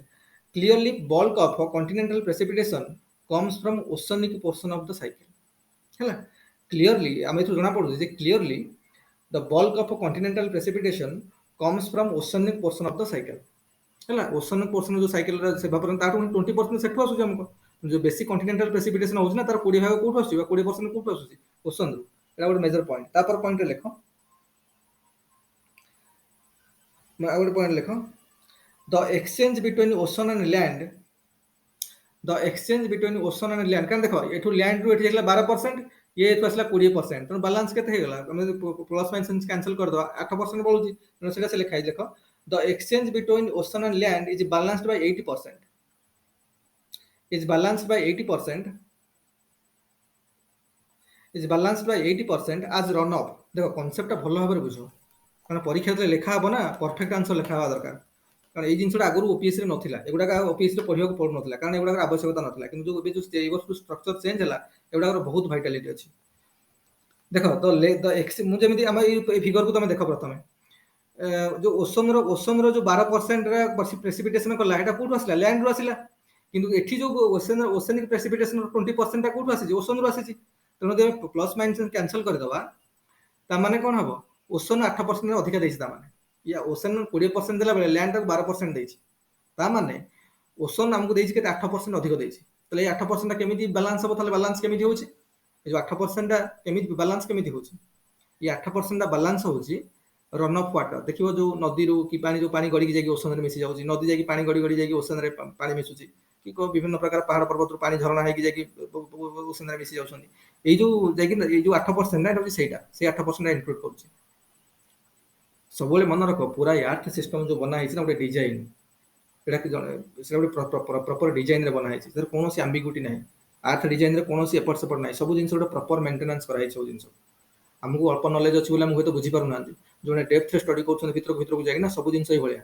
पूरा अर्थ सिस्टम गोटे डिजाइन रे बना है केते ओशन रु गला केते लैंड रु गला देखो 8% एक्स्ट्रा बळी जाउ त एटा तो बैलेंस होउनी किन बैलेंस हो ताले ऑलरेडी तो ओशन रु 8% एक्स्ट्रा पळे आसु लैंड को सेटा ही 8% रन ऑफ वाटर रे ओशन रे मिसुची से पॉइंट लेखो the exchange between ocean and land is balanced by 8% the exchange between ocean and land is balanced by 80% the exchange between ocean and land is balanced by 8% हैला as runoff that flow from land to sea as runoff runoff as runoff that flows from land to sea like most of this runoff comes from surface water streams la rivers la bracket like surface water means streams and rivers एडा सब most of this runoff comes from surface water bracket streams and rivers and a small part of this runoff is attributed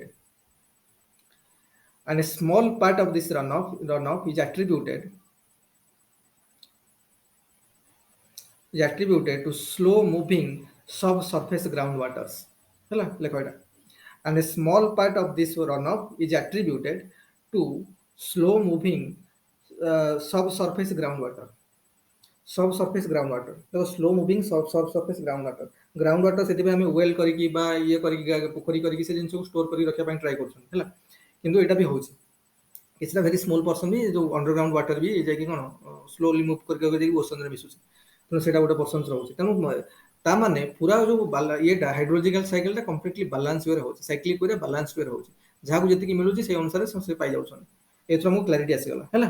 तो hydrological cycle रो गोटे clarity तो मन क्लासला जदी भी era main जदी पढिला को मेन 10 मार्क 20 मार्क पढि पारे कारण जो मेन क्वेश्चन पढुछि आइदर 10 मार्क पढिबो न 20 मार्क पढिबो हैला तनु हमको तो देखो परीक्षा समय रे प्रॉब्लम हैला कोन हम जला घरे बसी कि जिंस बुझुचंदी कि लिखुचंदी होय ता बाहर बहुत टाइम अछि हम मजार मजार आंसर बहुत भलो करी लिखि परिबा किंतु परीक्षा हॉल रे होछि तो पॉसिटी of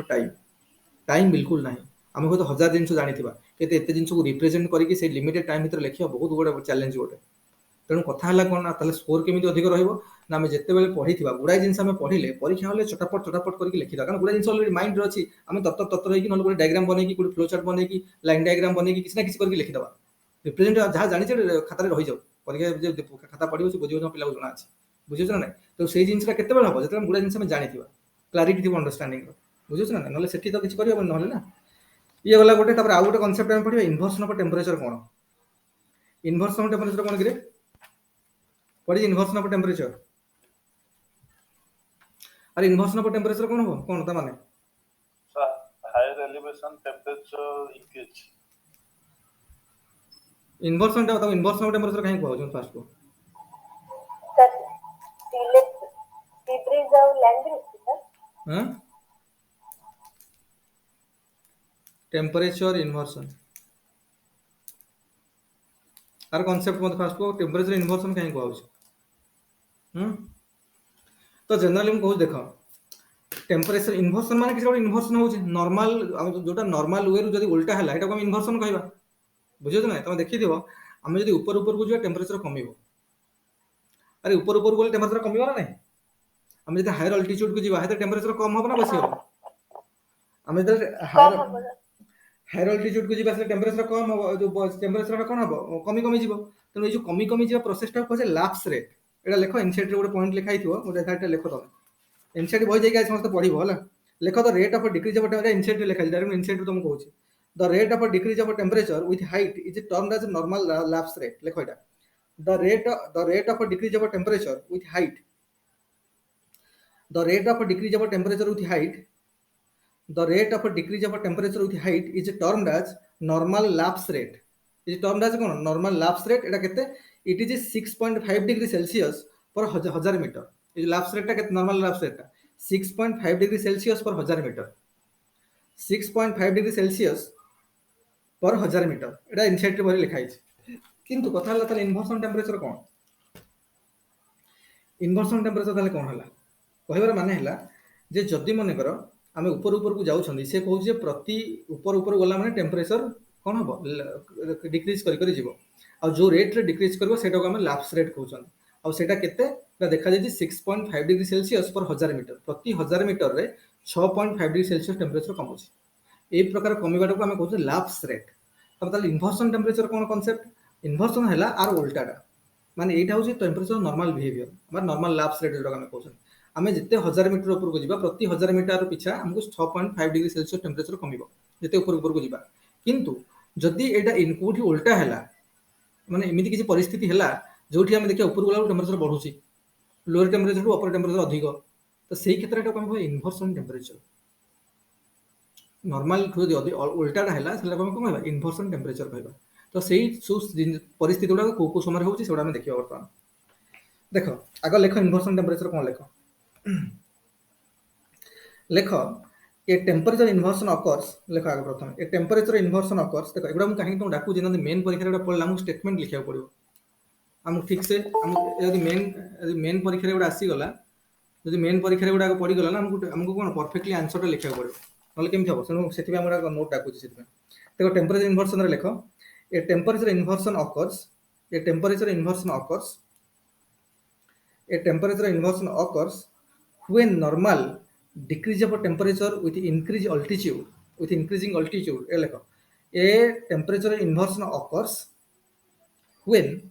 normal decrease of temperature generally ऊपर ऊपर कमे हैला तो when normal decrease of temperature with increasing altitude हैला when normal decrease of temperature with increasing altitude reverses at any point from ground level up to several thousand meters है कहबार माने देख जमी मुझे कहली जे आम जिते ऊपर को जीवा आम नॉर्मल टेम्परेचर बिहेवियर है आम जिते ऊपर को जीवा जिते हायर अल्टीट्यूड को जीवा से टेम्परेचर कम और जो रेट रे कम से जोग्राफी रे कहूँ लैप्स रेट आउ जहाँ एस्टिमेट कराई नॉर्मल लैप्स रेट है प्रति 1000 मीटर पिछा 6.5 डिग्री सेल्सियस टेम्परेचर कम यही कमिबार प्रोसेसटा को आम कहूँ लैप्स रेट कहूँ किंतु से कहूँ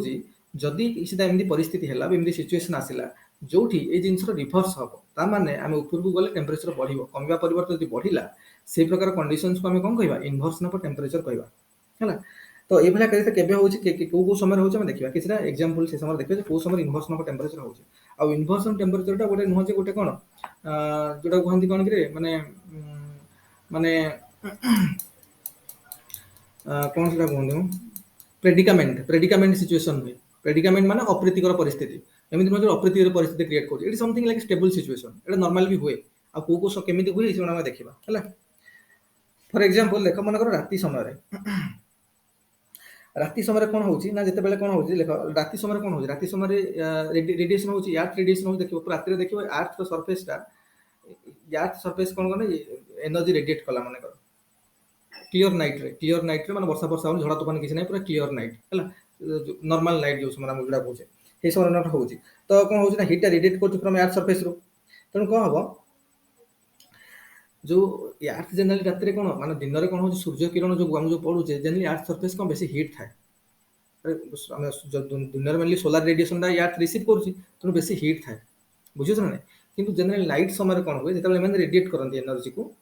ରେଡିଏଟ୍ କରନ୍ତି ସେତେବେଳେ କ'ଣ ଜେନେରାଲି ଆର୍ଥ ସର୍ଫେସଟା ବା ଆର୍ଥ ଗ୍ରାଉଣ୍ଡ ସର୍ଫେସ ଲେଭେଲଟା ପ୍ରାୟ କୋଲ୍ଡ ଥାଏ ହେଲା ତ ଗ୍ରାଜୁଆଲି କ'ଣ ହୁଏ ନା କଣ୍ଡକ୍ସନ ଯୋଗୁଁ ସେଇ ସମୟରେ ଯେଉଁ ମାନେ କ'ଣ ହବ ନା ଡ୍ୟୁ ଟୁ କଣ୍ଡକ୍ସନ କ'ଣ ହବ ନା ଯେଉଁ ଆର୍ଥର ଉପରି ଭାଗ ସର୍ଫେସର ଆଟମୋସ୍ଫିୟରରୁ କ'ଣ ହବ ମୁଭ୍ କରିବ ସବୁବେଳେ ତମେ ଜାଣିଥିବ କଣ୍ଡକ୍ସନଟା କୋଉ ହାୟର ଟେମ୍ପରେଚରରୁ ଲୋଅର ଟେମ୍ପରେଚରକୁ ମୁଭ୍ କରେ ସବୁବେଳେ ହାୟର ଟେମ୍ପରେଚରରୁ ଲୋଅର ଟେମ୍ପରେଚରକୁ କ'ଣ ହିଟ୍ ମୁଭ୍ କରିବା ଷ୍ଟାର୍ଟ କରିବ ହେଲା ଲ ଅଫ୍ କଣ୍ଡକ୍ସନ ଅନୁସାରେ ତେଣୁ ଯଦି ଉପରଟା ଟିକେ ଯେହେତୁ ଗ୍ରାଉଣ୍ଡ ସର୍ଫେସ୍ ପୁରା କୋଲ୍ଡ ବନିଯାଏ ରାତି ବେଳକୁ ତ ଉପର କ'ଣ ଥିବ ହିଟ୍ ସର୍ଫେସ୍ ଥିବ ମାନେ ଆର୍ଥ ସର୍ଫେସଟା କ'ଣ ହେଇଥିବ ନା ଉପର ଭାଗ ଏଇଟା ଟିକେ ହାୟର ଟେମ୍ପରେଚର ଥିବ ତ ସେତେବେଳକୁ କ'ଣ ହବ ନା ଆସ୍ତେ ଆସ୍ତେ ଯେଉଁ ଏୟାର ଗୁଡ଼ାକ ବା ମୁଭ୍ କରିବ ତଳ ଆଡ଼ିକି ମୁଭ୍ କରିବ ହାୟର ଟେମ୍ପରେଚର ଲୋ ଟେମ୍ପରେଚର ଯେହେତୁ ମୁଭ୍ କରନ୍ତି ତେଣୁ ମୁଭ୍ କରିବା ଷ୍ଟାର୍ଟ କରିବ ତ ଏଇ ସମୟରେ କ'ଣ ଆଟମୋସ୍ଫିୟର ତଳ ଭାଗଟା କୋଲ୍ଡ ରହିବ ଉପର ଭାଗଟା ଟିକେ ଟେମ୍ପରେଚର ହାଇ ରହିବ ରାତି ସମୟରେ ପ୍ରାୟ ତେଣୁ এই ସମୟରେ ଆମର ଯେଉଁ ଜେନେରାଲ ବିହେଭିୟର ଟେମ୍ପରେଚର ଆମେ ଯଦି ଉପରକୁ ଗଲେ ଟେମ୍ପରେଚର କମି ଯିବା କଥା ଏଠି କିନ୍ତୁ ଦେଖାଯାଉଛି ଯେ ଉପର ଟେମ୍ପରେଚର ଲୋୟର ଟେମ୍ପରେଚରଠୁ ଅଧିକ এই ସମୟରେ ତ ଏଇଠି ଗୋଟେ inversion of temperature condition attend କରାହେବ ମାନେ ହେଉଛି ତା ମାନେ ଟେମ୍ପରେଚର ଇନଭର୍ସନ ହେଉଛି ମାନେ ସେ ପଏଣ୍ଟଟା ଲେଖ ଆଟ୍ ନାଇଟ୍ରେ ଦେଖ ଏଇଭଳିଆ ନାଇଟ୍ରେ ତମେ ଦେଖିବ ନାଇଟ୍ କଣ୍ଡିସନରେ କ'ଣ ଥିବ ନାଇଟ୍ ବେଳେ ଦେଖିବ ମନେକର ଏଇଟା ଆମର ୟାର୍ଥ ହେଲା ଯଦି ଏମିତି ପଡ଼ିଲା ଟିକେ ଚିତ୍ର ଏଇଭଳିଆ ବନେଇଦେବ ଚିତ୍ରଟା କ'ଣ ଜୋଗ୍ରାଫି ଚିତ୍ରରେ କ'ଣ ଅଛି ଏମିତି ମିଶୁନାରୀ ଟିକେ ଗୋଟେ ଗାର ପକେଇଦେବା କଥା ଖାଲି ଆଉ କ'ଣ ଏଇଟା ମୋର ୟାର୍ଥ ହେଲା ଏଇଟା ହେଲା ଏଇଟା ୟାର୍ଥ ମନେକର ହେଲା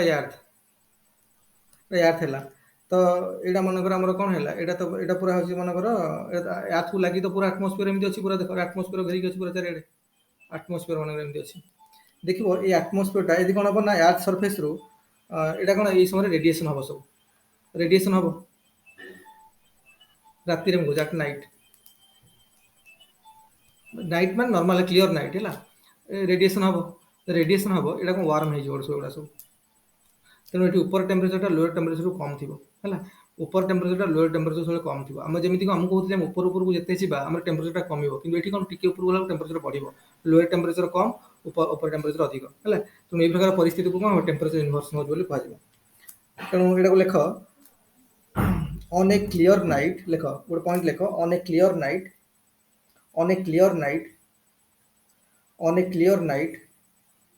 when heat is radiated from the earth's surface when heat is radiated from earth's surface when heat is radiated from the earth's surface comma the air near the surface is cooled by conduction the air near the surface is cooled by conduction of heat the air near the surface is cooled by conduction of heat to the cold ground ହେଲା ଯେହେତୁ ରାତିରେ earth ground ଥଣ୍ଡା ଥାଏ ତେଣୁ କଣ୍ଡକ୍ସନ ଯୋଗୁଁ କ'ଣ ହବ ନା ଲୋୟର ଭାଗଟା ଦେଖିବ ଟିକେ ଏୟାରର ଲୋୟରଟା ଟିକେ କ'ଣ ହିଟ୍ କମ୍ ଥିବ ଉପରକୁ ହିଟ୍ ଅଧିକ ଥିବ ତେଣୁ ଏଠି କ'ଣ ଆମେ ଉପରକୁ ଗଲେ ଟେମ୍ପରେଚରଟା କମିବା କଥା ଯେହେତୁ ଏଠି ଟେମ୍ପରେଚର ଉପରେ ବଢୁଛି ତ ଏଇଟାକୁ ଆମେ କହିବା ଟେମ୍ପରେଚର ଇନଭର୍ସନ କଣ୍ଡିସନ ଏଠି ହେଲା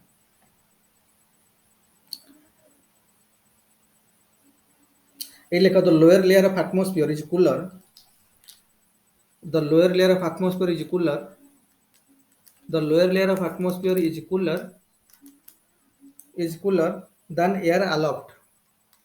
than air aloft ମାନେ ଉପର ଭାଗରେ aloft ମାନେ କ'ଣ ଯେ ALOFT ମାନେ କ'ଣ ଭୋକାବୁଲାରି ଟିକେ ଷ୍ଟ୍ରଙ୍ଗ କର aloft ଆର ମାନେ ହେଲା ଉପରି ଭାଗ ହେଲା ଉଚ୍ଚରେ ଯୋଉଟା କ'ଣ ଓଡ଼ିଆରେ ଆମେ କହୁ ଉଚ୍ଚରେ ହେଲା ତେଣୁ ଏଇଟା ହେଲା aloft ମନେ ରଖ ଯେ the lower layer of atmosphere is cooler than the air aloft ମାନେ ଉଚ୍ଚ ଭାଗରେ ଯୋଉ ଏୟାର ଥିବ ଉପର ଯୋଉ ଏୟାର ଥିବ resulting in a case of a temperature inversion ଆଉ ଗୋଟେ ପଏଣ୍ଟ ଏଠି ନୋଟ୍ କରିକି ଲେଖ ଟେମ୍ପରେଚର ଇନଭର୍ସଟା ଗୋଟେ ଅନଫେଭରେବଲ କଣ୍ଡିସନ୍ସ ନୁହେଁ कि गोटे प्रेडिकामेंट सिचुएशन क्रिएट करूनी एटा फल मन सब लेख जे temperature inversion is always a stable condition लेख temperature inversion always a stable condition note करके ब्रैकेट लिखि देता तो स्टेबल करना केबे भाई बने अनफेवरेबल कंडीशन से गला तबे आउ को केस रे हो देखो माउंटेन रीजन्स रे सब नाइट रे भी देखो माउंटेन रीजन्स रे देखिबा माने माउंटेन केस रे देखिया कोन हो देखो सर आपण जो एग्जांपल ता दले एटा नॉर्मली सबोळ पई थाए ना किछि गोटा abnormal कंडीशन नहीं सब माने नॉर्मल कंडीशन हुए रात देखियो जो नॉर्मल नाइट केस रे कहली माने क्लियर नाइट माने जो सब माने झड़ तूफान हो वर्षा वर्षा से कंडीशन नुह जनरल नॉर्मल जितेल को मेघुआ पाग होइते सेतेल को है ना नाइट केस रे हुए प्राय केस रे जनरली कोन रात रे सन रेडिएशन जो ग्राउंड यार्थ सरफेस रो टेंपरेचर हाई थाए किंतु रात रे ठंडा पड़ जाए तो सेते बेल को टिके टेंपरेचर जो यार्थ को लागी कि जो एयर उडा थिबो तार टेंपरेचर टिके कम रहबो कारण कंडक्शन जो किछटा ये हो जाए टेंपरेचर डाउन कर जाए कारण टेंपरेचर थोड़ा हाई टेंपरेचर लो टेंपरेचर प्ले करे कंडक्शन माध्यम रे तो टेंपरेचर फॉल हुए तो ऊपर भाग एयर एटमॉस्फेयर टेंपरेचर अधिक थाए बुझिछ ने आउ सेति पई ए प्रकार टेंपरेचर इन्वर्सन कंडीशंस आसे एटा जनरल नाइट जो अलगा समय अबनॉर्मल कंडीशन रे नो नॉर्मल नाइट केस रे क्लियर नाइट केस रे जिंस आसीबो आ गोटे केस देखो एटा गोटे केस गला आ गोटे केस लेखो आ गोटे केस माउंटेन रेंज रे हम देखिबा केमथि होछि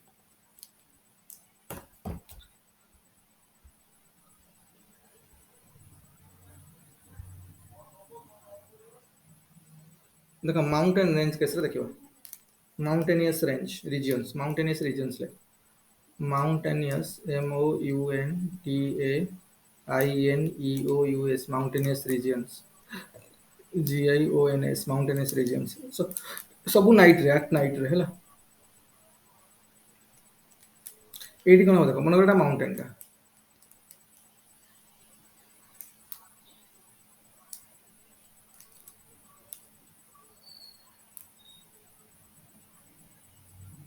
इनसो अछि तो माउंटेन रीजन गुडा एमथि होथि एटा वैली गुडा एटा सब वैली रीजन गुडा तन एठी कोन हबो एठी मन कर देखिबा देखो एठी कोन हबो देखियो माउंटेन रीजन रे कोन हुए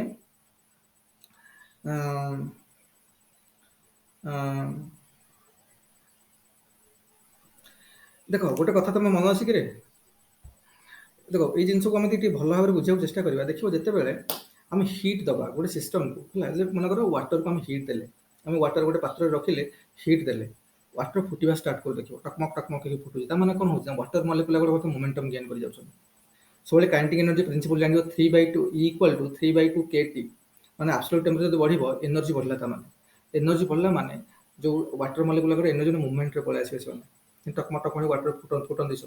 है तो से भाया कंडीशन हो ना जिते बड़े देखो आम एनर्जी देदेबा तो वाटर मॉलिक्यूल भीतर मूवमेंट रे पळे डिस्टेंस बढ़िबो देखो से जो हीट देला माने सॉलिडटा वाटर को कन्वर्ट हो जाउची वाटरटा गैस को कन्वर्ट हो जाउची सॉलिड स्टेट रे मॉलिक्यूल भीतर वेरी लीस्ट डिस्टेंस थाए से डिस्टेंस इंक्रीज हो जाए कोठे वाटर स्टेट भीतर पळे आसे लिक्विड स्टेज रे तार पुणी आहुरी अधिक डिस्टेंस जतले गैसियस स्टेज को गैस को कन्वर्ट हो जाए ता भीतर इंटरमॉलिक्यूलर डिस्टेंस बहुत बढ़ी जाए तेणु जिते पोलर पोल्ड होगी थी से कौन भर इंटरमॉलिक्यूलर डेनसीटी इंटरमॉलिक्यूलर डिस्टेंस कम थी ताने डेनसीटी अधिक थी they are dense in nature लगा लगे सब थे है से सब कूलर एयर सब डेन्स एयर मास को हिट देदेबा से मूवमेंट स्टार्ट हो डिस्टेंस बढ़ी बुझे ना तेणु से कौन रईट कौन हम ना राति समय कौन हुए mountain range higher altitude mountain ऊपर गले काफी कोल्ड से है जदि मन नाइट रे कौन हुए ना जो पोलर डेंसर एयर थी अपर स्लोप रे जेकोसी भैली माउंटेन भैली अपर स्लोप रे थे से कौन करेंगे ना से डिसेंड हवा स्टार्ट करेंगे भैली रे भैली स्लोप रे डिसेंड हम तल तल तल डिसेंड हवा स्टार्ट करेंगे है कौन हम ना मेन है कौन हम देख देखो यहाँ मनकर अच्छी ना ये कौन हम ना ग्रेजुअली एमती एमती सब वाटर जो डेन्स एयर मासटा आस्ते आस्ते कौन एमती डिसेंड करिया स्टार्ट कर एक डिसेंड करिया स्टार्ट कर करके वैली रीजनटा पूरा वैली रीजनटा है तेणु ग्रेजुअली कौन हम जो माउंटेन जो राति कौन मुझे कहली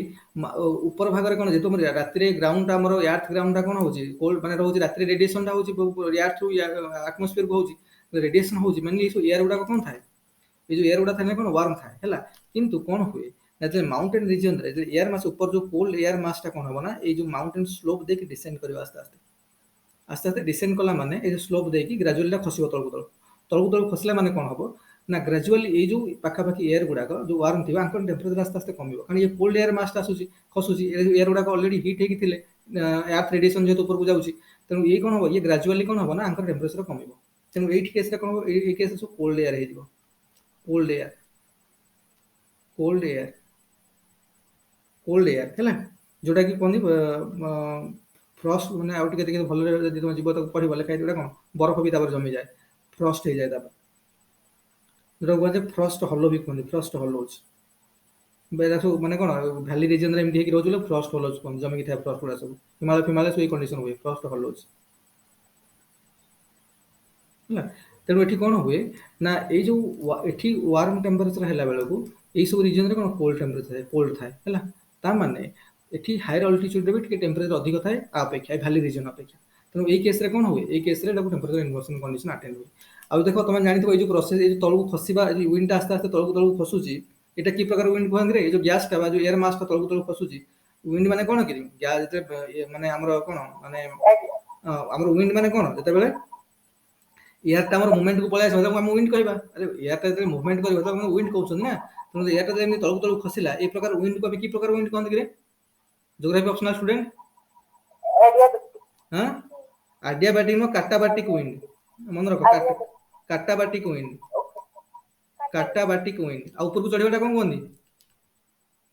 जे ऊपर को चढ़ला विंड ता कौन कहबा एटा अनाबाटिक अनाबाटिक हैला तो जेमि ऊपर को चढ़ले मन कर एमि ऊपर को चढ़ला मन कर बदे कि ऊपर चढ़ेटा को उल्टाटा कौन कहंदी अनाबाटिक अनाबाटिक हैला अनाबाटिक अनाबाटिक विंड आ तळु खसियाटा काटाबाटिक विंड हैला एरा दरकार नै जीएस रे टिके खाली जानि जाइथा किंतु एटा ऑप्शनल पिलांगर काटाबाटिक अनाबाटिक विंड दरकार अच्छा ये तळे गोटे पॉइंट लिखो एट नाइट द पॉइंट लिखो at night the colder denser air the colder denser air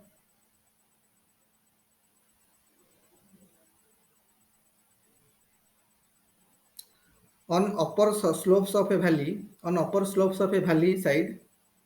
on upper slopes of a valley side descends into the valley bottom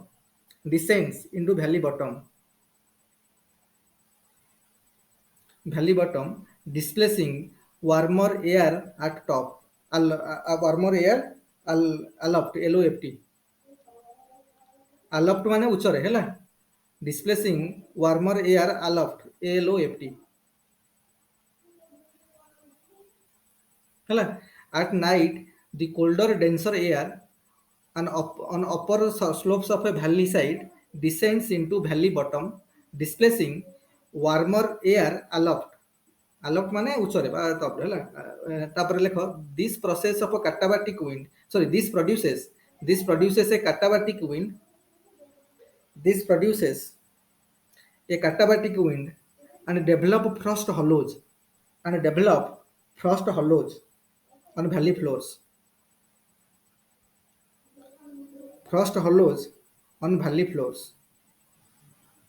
which can affect sensitive crops लिखिपार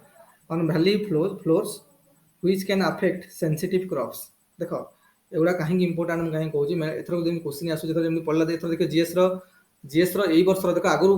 question देखा दरकार ना देखले चलो कि mainly 2020 जो GS 1 GS 2 परीक्षा है UPSC pattern से बनईदे तेणु से अनुसार आमको पढ़ाई पड़ो जो भाई question standard of asking question level जमी पचार जो टाइप क्वेश्चन से पचार से भाई पड़ो ये पचारे व्हाट इज टेम्परेचर इनवर्सन तार एग्जांपल देखिए बुझाओ कि what is katabatic wind 10 mark पचार दे what is katabatic wind what is frost hollows how it is formed ये जो जिनसा पचारे हमको सब एमती लिखा पड़ो बुझे ना कारण ये जिन आगु ओपीएससी वाला पकाऊ नथिले एमानकर एते भीतर को जाऊ नथिले ग्रेजुअली चेंज होला जो जिन पढ़िया पड़ुची वर्ष हमको अच्छा मत कह सो ज्योग्राफी स्टूडेंट जो मत कह fast what is air mass कौन कि जमी कहली गोटे एयर मास खसला माने स्लोप देकी खसी आसला तो ये कौन ठंडा है करके वार्म तो ठंडा है जोटा कि फ्रस्ट हॉलो परिणत है ये जिन आम कहते तो एयर मास कहले कौन कौन what do mean by air mass मत फास्ट कह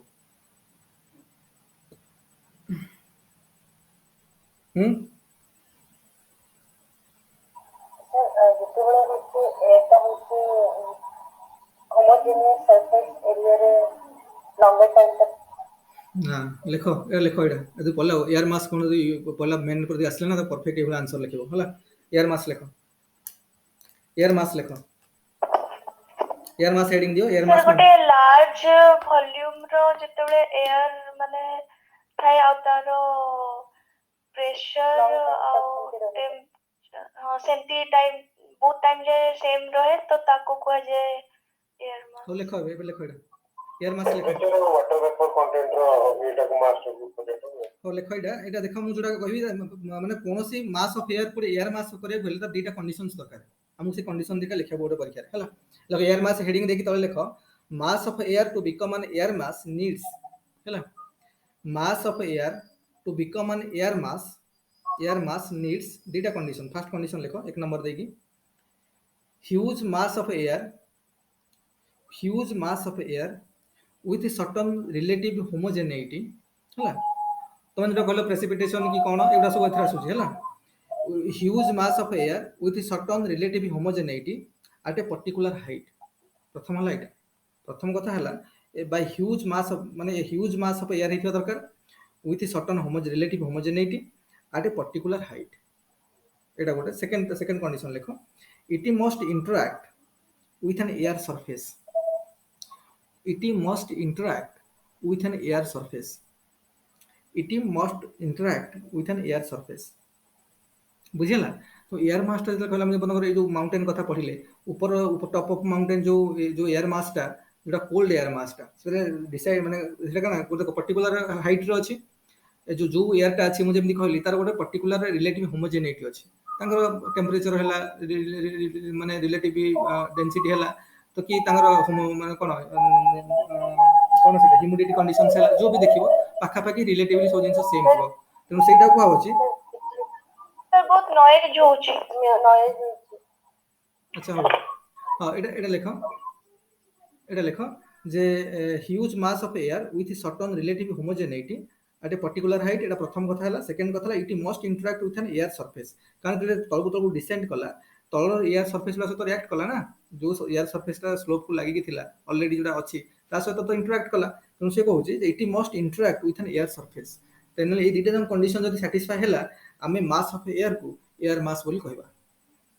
परीक्षा रे पला माने क्लियर सहित एभला पॉइंट मेंशन करके लिखिबार अछि आमे देखो आमे बेसी जिंस पढु नांदी बहुत कम जिंस पढुछन परफेक्टली से जिंसडा मन रखी परीक्षा जाके लिखिबार अछि जदी पढिला हला तेनु लेख लिखि दियो when a warm air mass when a warm air mass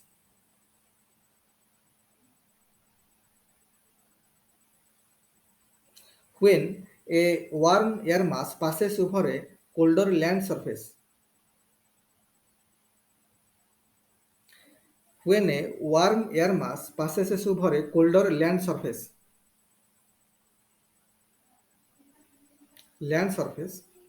it will be cooled from below resulting in temperature inverse situation hala it will be cooled from below when a warmer air mass passes over a colder land surface it will be cooled from below resulting in temperature inversion situation बुझिला अच्छा एटा हम गोटे देखिले night case रे देखिले गोटे mountain range रे देखिले आ गोटे एग्जांपल देखियो एंटी साइक्लोन केस रे टेम्परेचर इन्वर्सन कंडीशन भी पारे एंटी साइक्लोन केस रे हम जानि साइक्लोन माने कोन जनरल जे कोन छोट लोक को पचार देले साइक्लोन माने लोक लो प्रेशर हे गेलो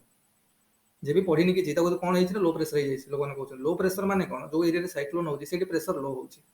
सब बेले विंड टा हो बा जा हाई प्रेशर लो प्रेशर को मूव करियो बुझिछ ना हाई पे कान जोठी तो सब बेले थिला वाला लोक नथिला वाला लोक को पिटिबे ना तांको हड़प देखेबे से उनथरे जोडी प्रेशर कमी गला जोडी हाई प्रेशर जे मारी आसी लो प्रेशर एरिया को तेनु से किंतु एंटी साइक्लोन केस उल्टा एंटी साइक्लोन केस रे कोन हबो ना हाई प्रेशर हबो तेनु लो प्रेशर केस रे हमर लो प्रेशर केस रे कोन होतिला लो प्रेशर केस रे कोन होतिला कि लो प्रेशर केस रे कोन होतिला लो प्रेशर साइक्लोन कंडीशन ता लो प्रेशर केस रे होय मतलब एंटी साइक्लोन हला वर्तमान हाई प्रेशर हला माने कर गोटे जगह रे हाई प्रेशर हला हाई प्रेशर ले कोन हो देखो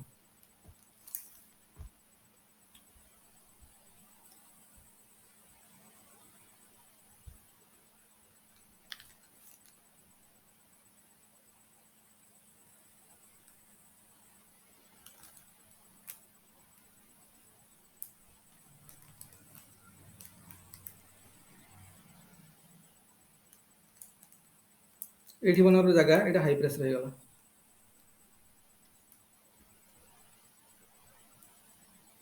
हाँ एठी का मना ए केस रे एयरटा एरिया को डिसेंड करबो एन मना करले कोइडा ହେଲା ଦେଖ मेनली ए जो एरिया गुडा एटा कोन वार्म हेकी थिबो वार्मर एरिया हेकी थिबो माने कर एटा वार्म एरिया माने कर वार्म एटमॉस्फियर हेकी थिबो वार्म एटमॉस्फियर बा वार्म एयर माने कर लिखि देखली वार्म एयर एटा वार्म एयर हेकी थिबो एठी माने कर ହେଲା एठी कोन बो एयर डिसेंट्स वर्तन एयर डिसेंट्स एयर वर्तन कोन डिसेंट कला एटी हाई प्रेशर एरिया एटा कोन एरी कोन एठू एटा हाई प्रेशर एरिया सब जाउथिबो एई एरिया रो वर्तन याडू बाहर की कोन जेतु एटा हाई प्रेशर अछि तो याडू निकटवर्ती एरिया को सब फ्लो होथिबो सब वाटर माने सब फ्लो हो एरिया बाहर उतरे फ्लो होथिबो हला एटी हाई प्रेशर एरिया ना एटा फ्लो होथिबो किंतु ऊपर आसीबो बुझि परछ नै एठी वाटर मॉलिक्यूल ए दूर को जाउथिबो जोटा उल्टा कंडीशन साइक्लोन रो दूर को जाउथिबो तो एई केस रे कोन हबो ना गला माने एरिया रे खाली हबो एठी एयर मास डिसेंड करिवो एरिया बर्तन दरकार है ना तो एयर मास एठी कोन करबो डिसेंड करबो ऊपर जब वैक्यूम क्रिएट होबा एठी गोटे तनो एयर मास डिसेंड कला एठी डिसेंड कला माने ऊपर भागटा वार्म थिबो तनो एई जगहटा कोन कोल्ड थिबो एई जगहटा कोन हेजो कोल्डर हेजो कारण एटा इंटरेक्शन हो जते बेले आस्ते आस्ते कोन टेंपरेचर लूज करी ए जगह रे कोल्ड हेजो तनो एपटे वार्म एपटे कोल्ड हैला तनो ए जो कंडीशन अटेंड हो एठी एटा को कोन भाव टेंपरेचर इन्वर्सन कंडीशन हला ता माने टेंपरेचर इन्वर्सन बुझिले कि नहीं टेंपरेचर इन्वर्सन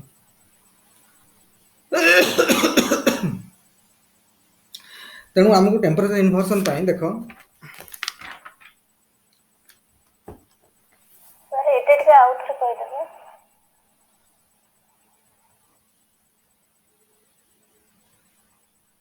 तो एटा कोन होची मुझे हाई प्रेशर रे कोन होची कि हाई प्रेशर हेले कोन हबो सब बेले वाटर मॉलिक्यूल हो कि जहा हो हमको कोन हबो ना हाई रु लोअर को मूव करबे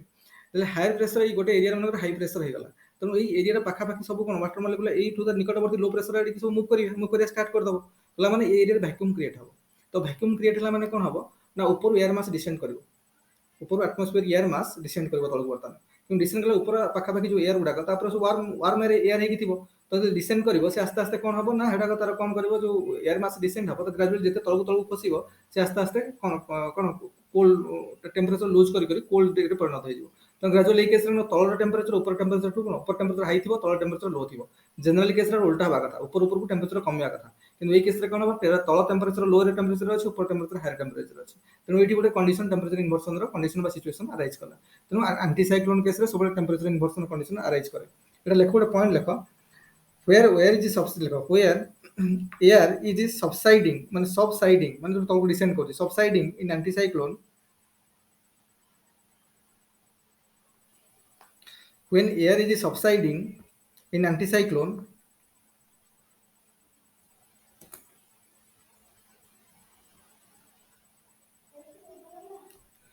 the air is warm adiabatically माने suddenly हैला adiabatic रा हरि बहुत मीनिंग अछि फिजिक्स रे हम एते भीतर थोड़ी फिजिक्स पढछन हैला तो खाली मन रख adiabatic माने suddenly संग संग हठात तत्क्षणात when air is subsiding in anticyclone when air is subsiding in anticyclone the air is warm adiabatically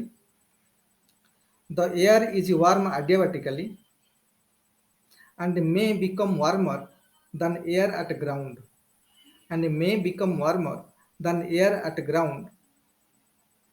level thus resulting in temperature inversion ହେଲା तो टेंपरेचर इन्वर्सन रो कांसेप्ट हम समस्त वर्तमान क्लियर हैला आ किछि कार्य मतलब टेंपरेचर इन्वर्सन रो किछि क्वेश्चन हमको आसुची 10 मार्क रे आराम से हम लिखि परिबा प्रथम लिखिया टेंपरेचर इन्वर्सन कोन को सिचुएशन रो हुई हम एंटी साइक्लोन सिचुएशन दे परिबा नाइट रे जनरली कोन होई कहि परिबा माउंटेन रेंज मान करे माउंटेन वैली गुडा करे केमिति हो जे कहि परिबा एई सब जिंस हम आरो 10 मार्क रो क्वेश्चन आकि 10 20 मार्क रो क्वेश्चन भी आराम से लिखियो हैला तेनु आ किछि प्रॉब्लम नै तेथु गुडे कांसेप्ट खाली गुडे लिखि देथिया सोलर कांस्टेंट कोन व्हाट इज सोलर कांस्टेंट खाली डेफिनेशन लिखि देथवा हम दरकार हो लेख the solar constant is average value of insulation insulation माने हम जो देखियो सोलार रेडिएशन जति टोटली अर्थ को आसु ना हेटा हम कोन इन्सुलेशन हला लेख the solar constant is average value of insulation received लेख the solar constant is average value of insulation received solar constant हैला is average value of insulation received at a थर्मोपॉज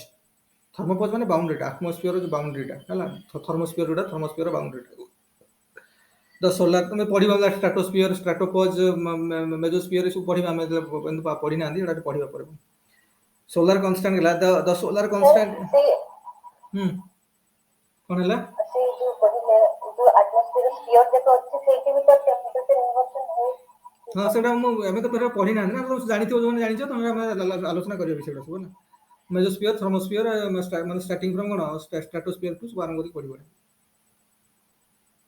troposphere stratosphere mesosphere ionosphere exosphere thermosphere सब विभिन्न प्रकार concept अछि एटा देखिबा तो होला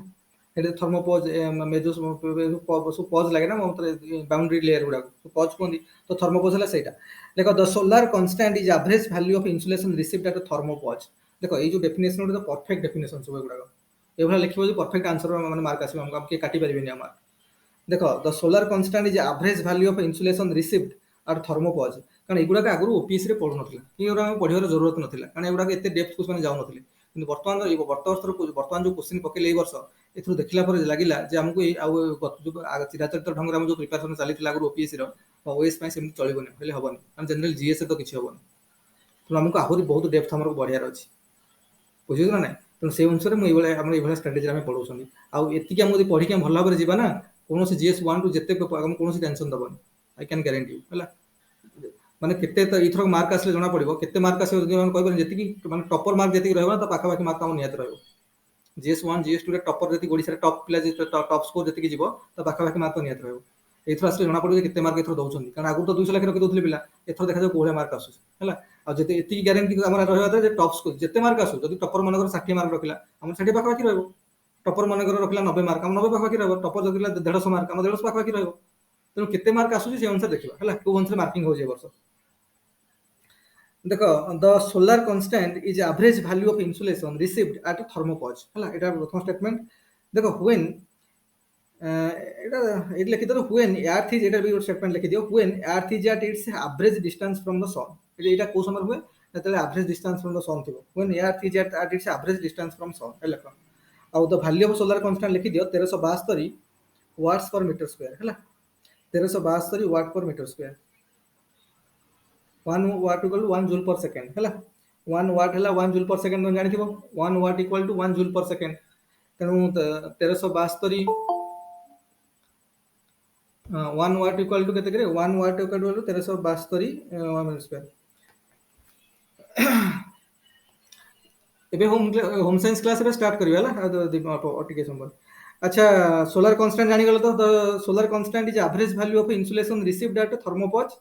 when earth is at its average distance from the sun हला आ value of thermal solar constant होची 1372 वाट्स पर मीटर स्क्वायर आ 1 वाट हला 1 जूल पर सेकंड को 1 वाट को हजार जो फिजिक्स रे जानि थियो प्राय नॉर्मल फिजिक्स एबरा सब 1 watt equal to 1 joule per second energy रे कहला जूल पावर रे कहला जो कोन वाट हला कोन जूल पर सेकंड हला आ जदी हम कहबा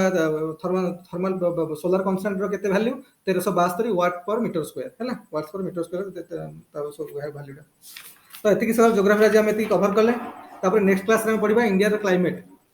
हला इंडिया रो क्लाइमेट पर डिस्कशन करबा सेते सब आसीबो आ एटा पूरा डिटेल डिस्कशन हो इंडिया रो क्लाइमेट सब हेते ट्रॉपिकल साइक्लोन करो साइक्लोन कोन